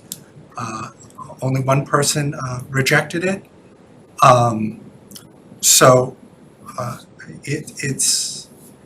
It's one thing. This is a flux kind of issue that we have. We can't sit here and just approve 18 parking regulations in Reading, and then we're going to focus on the one that just didn't hit the bar, and multiple metrics. Park approved so much good stuff that ended up making this issue significantly better without the kiosks. They improved it where just having Bridget alone here as well, compared to not having an enforcement officer back then. We have to remember, I know it's might be easy to forget, but park meetings were all held online for the majority because of COVID still happening at the time. So we were going, it was all a different time back then. And it's hard to envision, nobody wants to go back. But things have to be put in context. I also meant to bring up at the MBTA thing, the drone video. If you actually look at the MBTA parking lot in that video, you might think it's more full, whatever the scenario, it is like half empty. I could not believe the amount of open spots. That is like the one big takeaway that I wanted to point out, but I forgot back then. Perception from the ground, it might look like one thing, but the overhead view, you could park buses over where the commuter rail, actual commuter rail parking is. And the other example I want to bring up, I'm not sure if I'm going to get yelled at for referencing a resident's comment made on Facebook, but Karen Janowski is here, and I believe she'll be very happy that I'm going to read what I am, because she put the work in, and I agree with, once again, everything that she said in this. So I just want to just put this into the record that she randomly tracked the CVS parking lot since the select board decision in October. I'm not sure why you're grunting, Karen. This isn't scientific, it's not objective, and it's This- late, that's why, I'm sorry. I didn't interrupt you, ever, and it just seems as if I just keep getting called out for No, ridiculous no, things. no, this isn't about you. Oh, Please it is. finish. It is You nonstop. spoke to me, Every so time. Go ahead, I'm all folks. done, just keep going, I gotta put Okay. up with it, so we're gonna listen to it. Yes, I know, because we received the email and people see this, but other people watching online, et cetera, don't have the luxury of seeing what we see. And my apologies for actually putting that out there. So she has 40 data points at random times from 9 to 5, Monday through Friday. 42.5% of the time, there were over 21 spaces available. Today at 3:30 was a representative example, meaning yesterday, as 29 spots were available. During all data points, there was never less than one space, 8% of the time. There were 2 to 5 spaces. The average number of spaces available per month was 21 for October, 18 for November, 12 for December, and 23 for January. There's no need for the kiosks. The issues in place when the parking committee was formed have been resolved. Downtown construction was an issue and is no longer an issue currently. more spaces were made available for employees correcting the issues. Significantly more spots for employees. I think 178, maybe even more than that. I might be underselling the amount of spots that were done for employees. And I don't think Ms. Janowski is embellishing any of these numbers, because after multiple times of her going out there, she would call me and just mention, you know, hey, I was over here today and I saw XYZ. So I appreciate her doing that. Also, back then, Melissa and I did spend 8 hours out there and listened to all the various residents. It was an overwhelming majority, not just with the lack of spaces, just the kiosks themselves, whether it's user-friendly, not, I understand, you never get a second chance to make a first impression. We blew it, we all agree with that, we're moving past that. But we heard loud and clear that nobody liked these at all. And after our vote, all we did was receive 1 or 2 emails, I think back then, from Eilish, et cetera, saying how business spiked and picked back up and everything was great.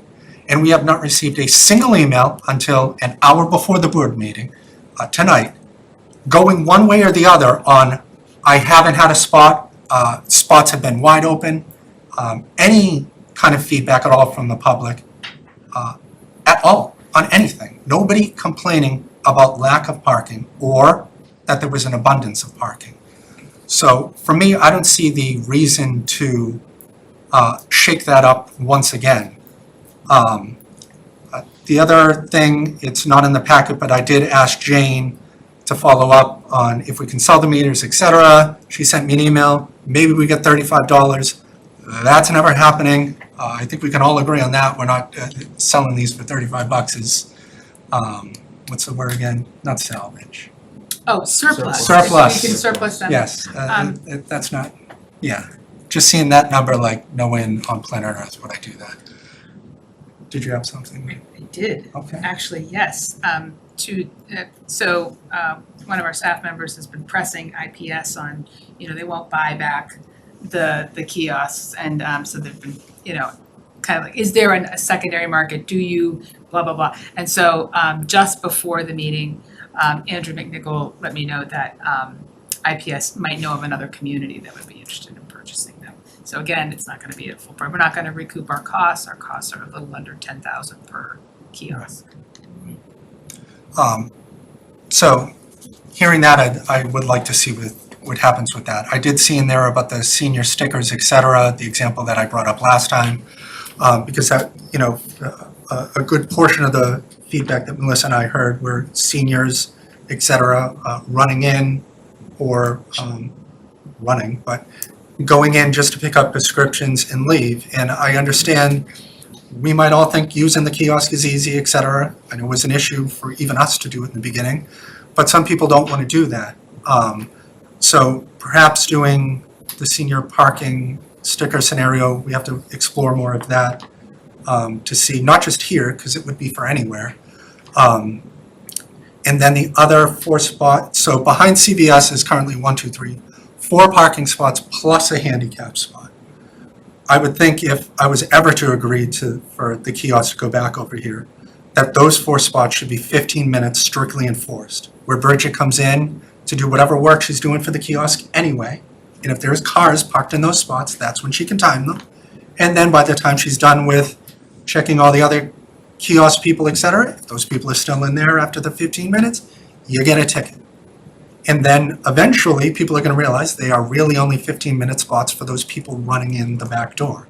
That's something else that I would like to see explored before I would agree with it. And then lastly is, I did see, as well as the board, that there was no notice to the other businesses, et cetera, that this was going to be voted on potentially tonight. I know that it's because of Karen's post on Facebook that is the reason that we even got those emails in the first place, that people knew about them. So I think even because of the lack of communication, I know the businesses are going to say, well, they don't want them anyway. I would push off the vote regardless, because it's not fair to them that they didn't get to come here and say precisely what I just said for them.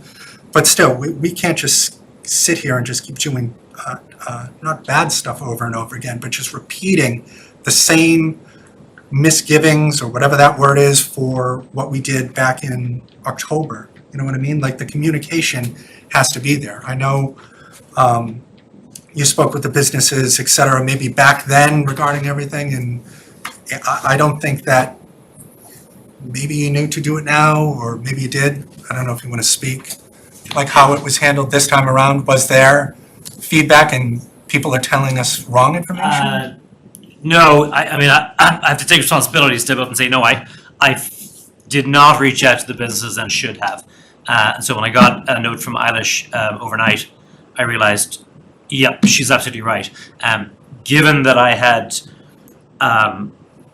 pretty robustly communicated with them. I mean, I went door to door many times with them. I dropped off flyers and I emailed, and I had lots of text conversations with several of the business owners who were most upset with it over the period. And I backed off completely during the holiday season because it's their busiest time. Yeah. We had, you had already decided to pause it. So, I have to follow my sword and say, yeah, I dropped the ball on that, and that's exactly what I said to Eilish today. I did go door to door with several of them today, and I was on the phone with Amy at Good Hearts and several of the others, to try and say to them, look, there's still a way to participate, even if you can't make it face to face. Please do come online on Zoom, and feel free to chime in again. And I also said to them, they were very strong in their communication with the board in the fall, and their position hadn't changed, and that I understood that you understood their position.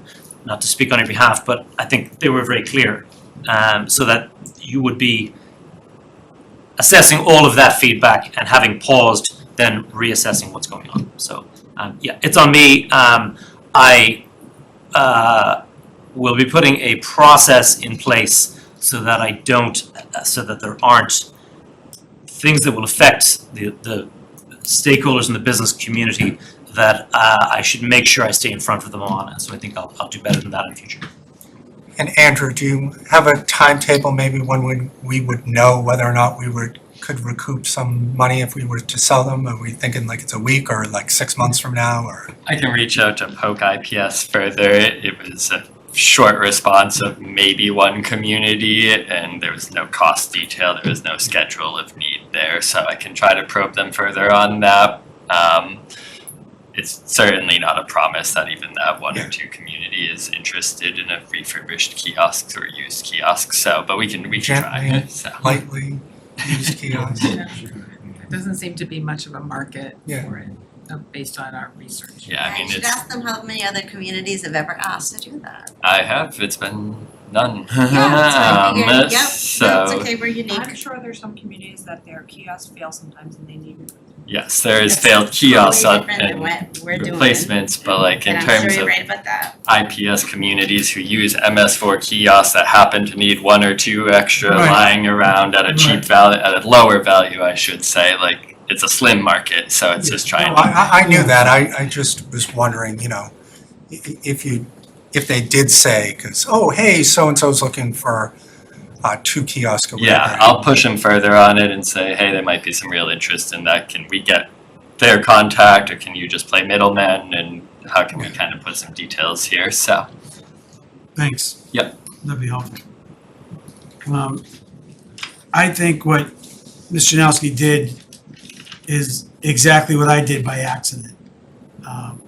Whiteland Books has been saving their packaging packaging that comes with their orders for us for years.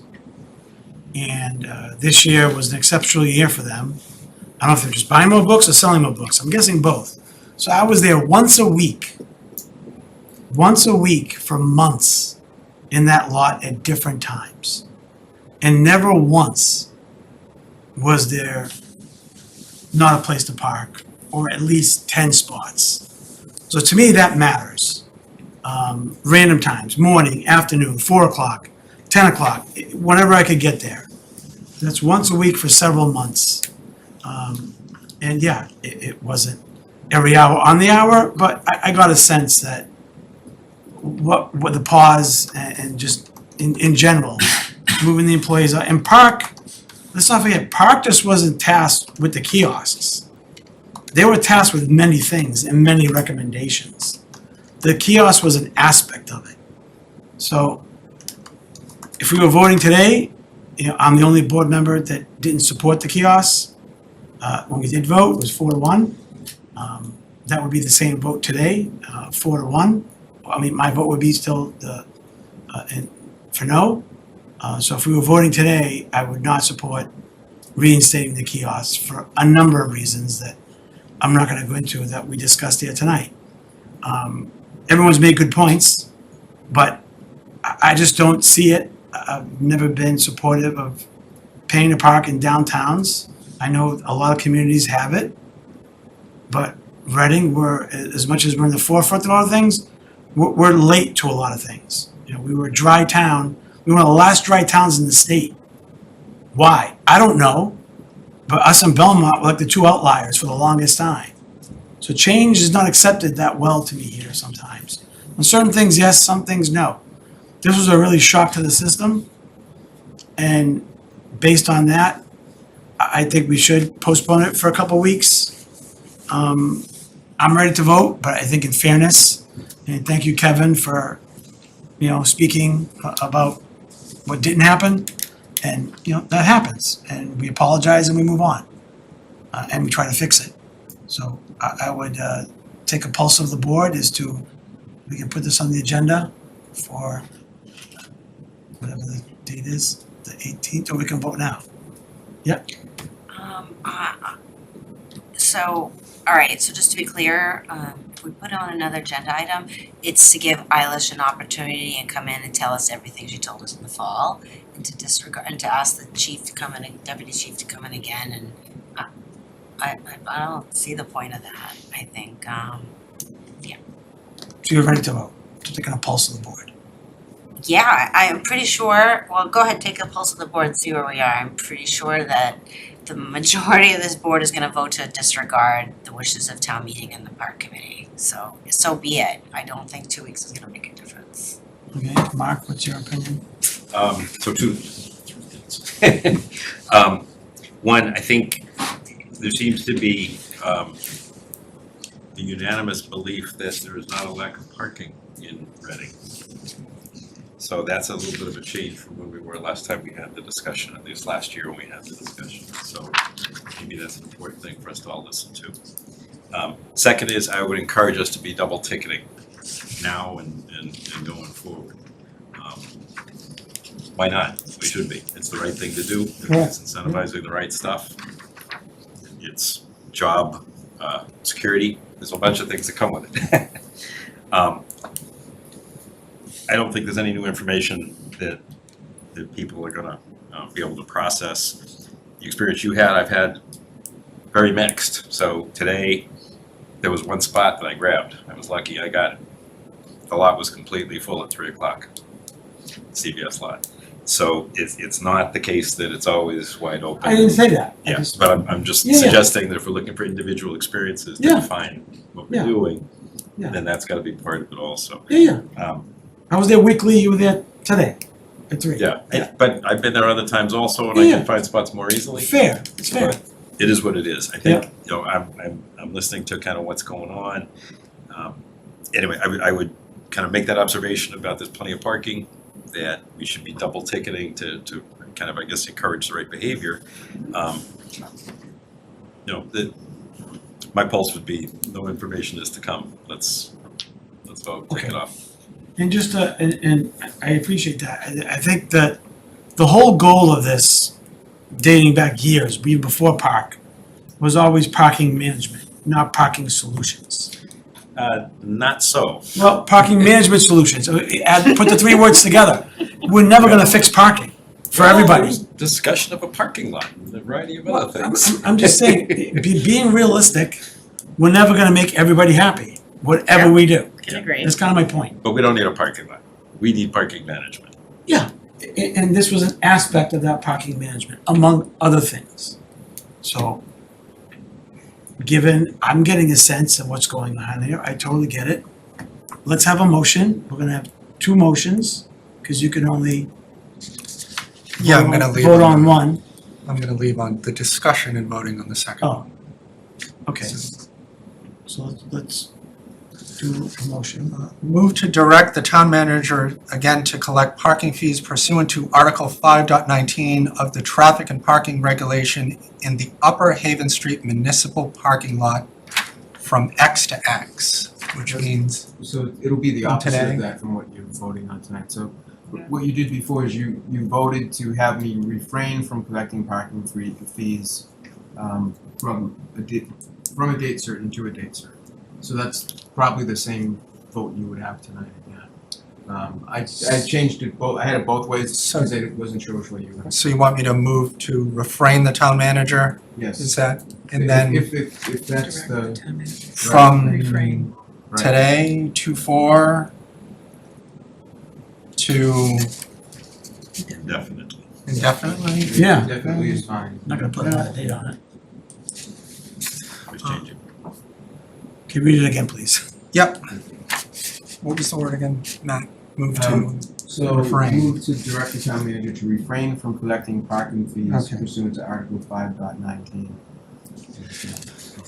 Move to direct the town manager to refrain collecting parking fees pursuant to Article 5.19 of the traffic and parking regulations in the Upper Haven Street municipal parking lot from February 4th, Let me just say indefinitely. You need a start date though. from February 4th of February 4th, 2025 to indefinitely. Can we be friendly on that, or are we good on that? I said it. Can I ask a question? Okay. So we're saying, that motion says that we're refraining from collecting, isn't that not collecting? Right, Yes. right. But we would be when we ticket people. No, this is the kiosk. Collecting from the kiosk. Oh. The timing. It's tied to that Time-based specific. Tied to the article. Okay, sorry. Yeah. Thank you. You seconded? Yes, I That's second. okay. Any further discussion? Yep. I'm gonna vote against this, and I just would like it reflected in the minutes. I am voting against this because I will not disregard the will of town meeting, the recommendation of the park committee, and the recommendation of the deputy police chief Amendola. Okay. Thanks. Any other discussion? All right, all those in favor, I guess, raise their hands. 3, all those opposed? 2, thank you. All right, so move on to this one. Okay, so I'm using the same language. It's the same. Correct. So on that language, I think you have to correct it. I would Yeah. just change it to refrain. Yeah. from- Got it. All right. Okay, sorry. Do we want any further discussion on the lower Haven lot? So there's an awkward spot. What happens if you have a tie vote? Fails. It fails. Fails to pass, then so it just stays the way we are. Yeah, right. Staying the way we are, is there a date certain on the stop date? There probably was. I think there was. I think there was there too. was. I think it was, Yeah. actually, I don't remember what it was, but probably February or March. Yeah, there was a window. Well, we So if it's can a, either amend it or vote it again at our next. well, if it's a split vote, it stays the way it is now. But we could also, Through the date. yeah, through the That was date, very fun. through the date, right. Okay. And then we can re-vote, I guess, When it expires. when it expires. But that would also be potentially a 2-2 vote, too, as Yep. well. Yep. Well, if they're gone, I mean, why would we? If we vote now, 2-2, they stay shut down until whatever.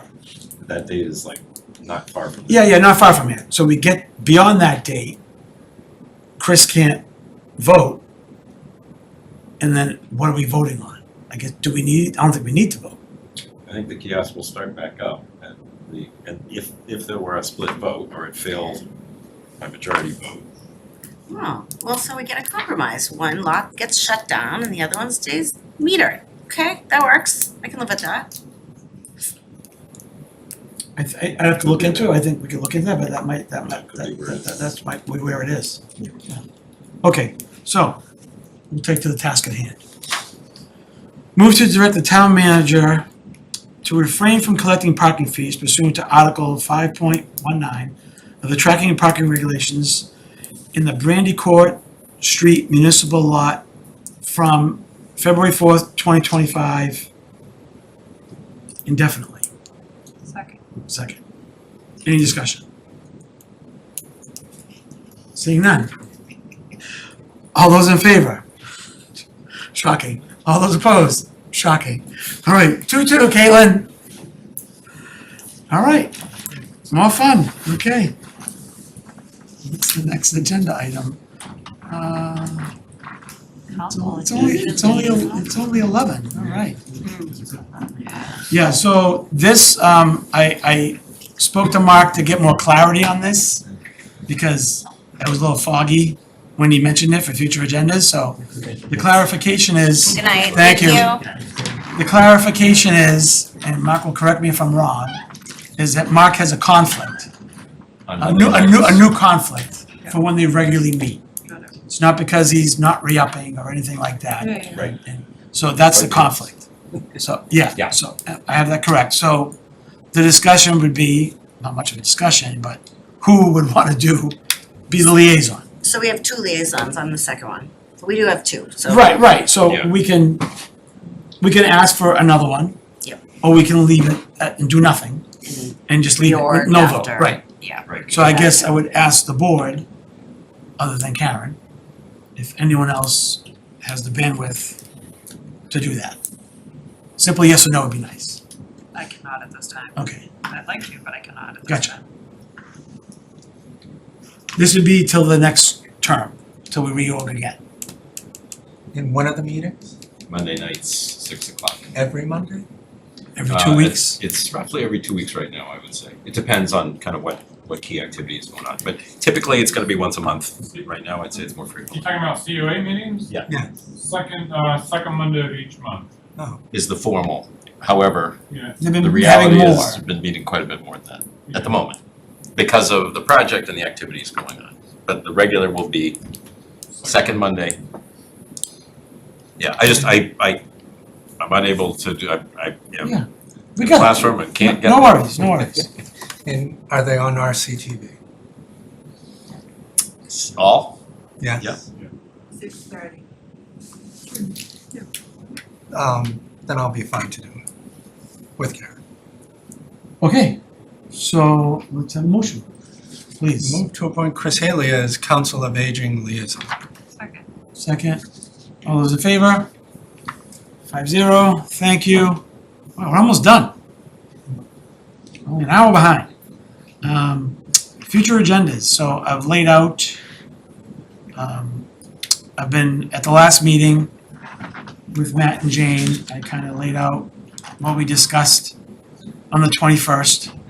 And it's all in there in the upcoming meetings, so if anyone has any other future agenda items. I think we can take parking kiosk Yeah. discussion vote off of the, Thank you, Captain Obvious, thank you.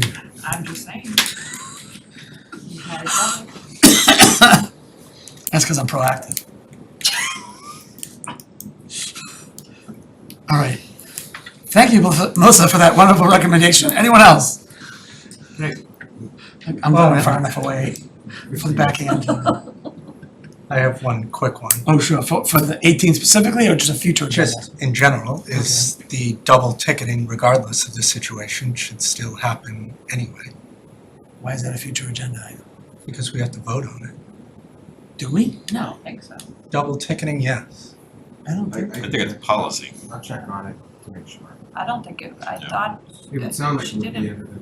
she didn't make it sound like it was. But it If it definitely is, needs to happen. Yeah. But it's, we still have to take a pulse of the board for you to go ahead and say to do it, even though it seems as if. No, he can look into it, and when I meet with him, he'll give me an answer. Yeah, yeah, thank you. Not an agenda item then? Well, not yet, but I don't think so. I don't think so. Anyone else? Had one. Oh. So one comment on closing the warrant. So I talked to Ivrea. So you have it as closing the warrant on the 18th. It Yeah. has to be definitely closed by the 4th. She said we may want to discuss the warrant. I could preview it with you, but keep it open until the 4th because others could put things on the warrant, either committees or petitions. So rather than closing it, then having to reopen it, she suggests just, you know. That's what we've done in the past, so Yeah, I like that. so, Yep. so I think that's what we'll do. All right, so we'll change that to discuss. Right, and then close it on the. Yeah, close it on the 4th. Yeah. All right, which is already on there. Okay, good. That reminded me of one other one, All right, good. a real one. Yeah. Ivrea sent me the executive session minutes from the contract negotiations regarding Matt. So she gave me the minutes for those, and we will have to vote on those and whether or not to do things with them, et cetera. Okay. There's no hurry.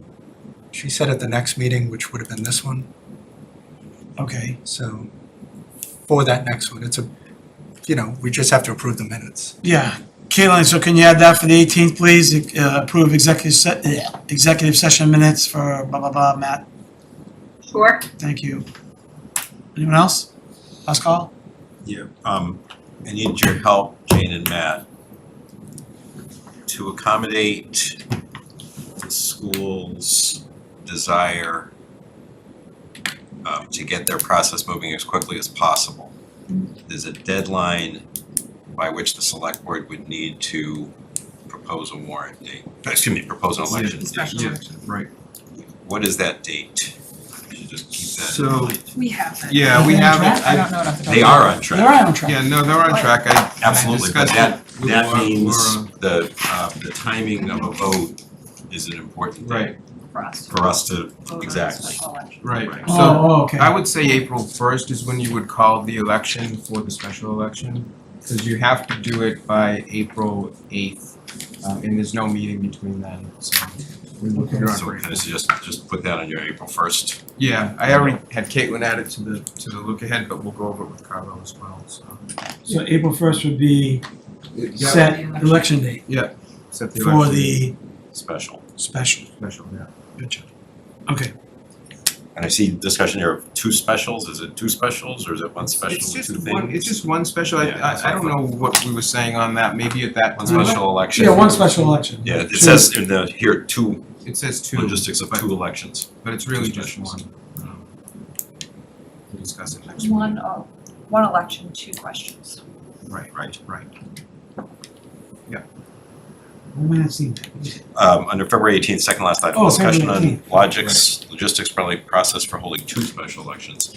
We're not doing that on the 18th. No. Okay. So logistics and process, Oh, well, that Oh, I think probably Wanna we do do wanna it. have Yeah, a yeah, yeah. Process, but it's. right, right. We're gonna When's the talk special about- election? Laura's gonna be here I know, to, okay. to I talk got about in-person voting Discussion. anyway. Okay, gotcha. April 1st, okay. Noted, anyone else? Last call, last call? Last call, all right, on to minutes. Sure everyone sent their changes to Caitlin? I didn't, but I have one. Did not receive any in advance. All right. Once, wait, 2 sets of minutes.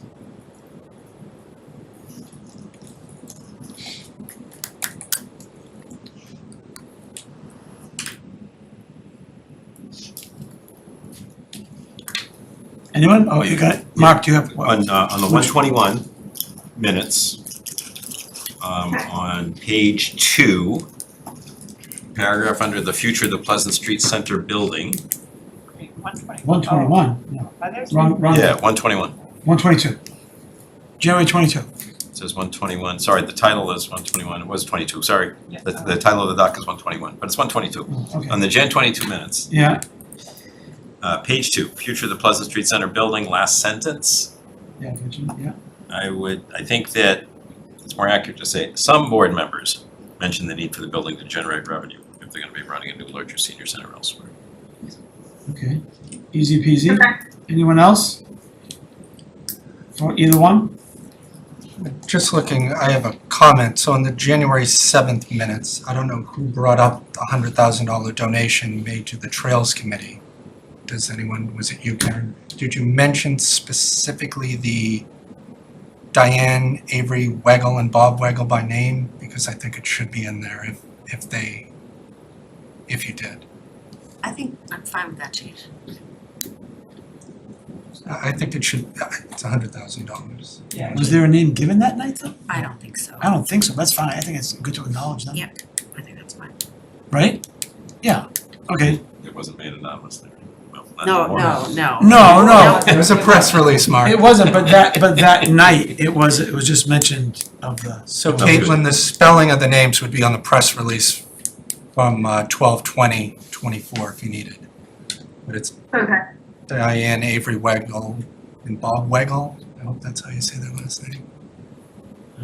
But thank you again to them. Carlo, your meeting was January 21st. It says 22nd, but it was the 21st. Oh, yeah, you're right, yeah, 21st is a Tuesday. And the 28th, yeah. Yeah, Caitlin, I think. Yeah. Yeah, 21st it was. Mark was actually right. For once. Thanks, Carl. Hey, Going out with a bang, Mark. Yeah, It's good to be right. not holding back. Yeah, 21st minutes, so when we do the Yeah, motion. sorry. We do the I was motion. typing them probably on the 22nd. That's okay. All right, so we get that, okay, thank you. Anyone else? No, good? Karen, none? No, they're very summary and abbreviated. They're awesome. All right. They're very easy to read and very easy to approve. I love it. Okay, let's go. Move to approve the meeting minutes from January 7th, 2025 as amended. Second, any discussion? Seeing none, all those in favor? 5-0. And the motion is correct. So move to approve the meeting minutes from January 21st, 2025 as amended. Second. Second, thank you. Any discussion? Seeing none, all those in favor? 5-0. Motion, Motion to adjourn. Second. all those in favor? 5-0. 11:13. All right, good job, guys. Thank you, everybody. It was Yeah.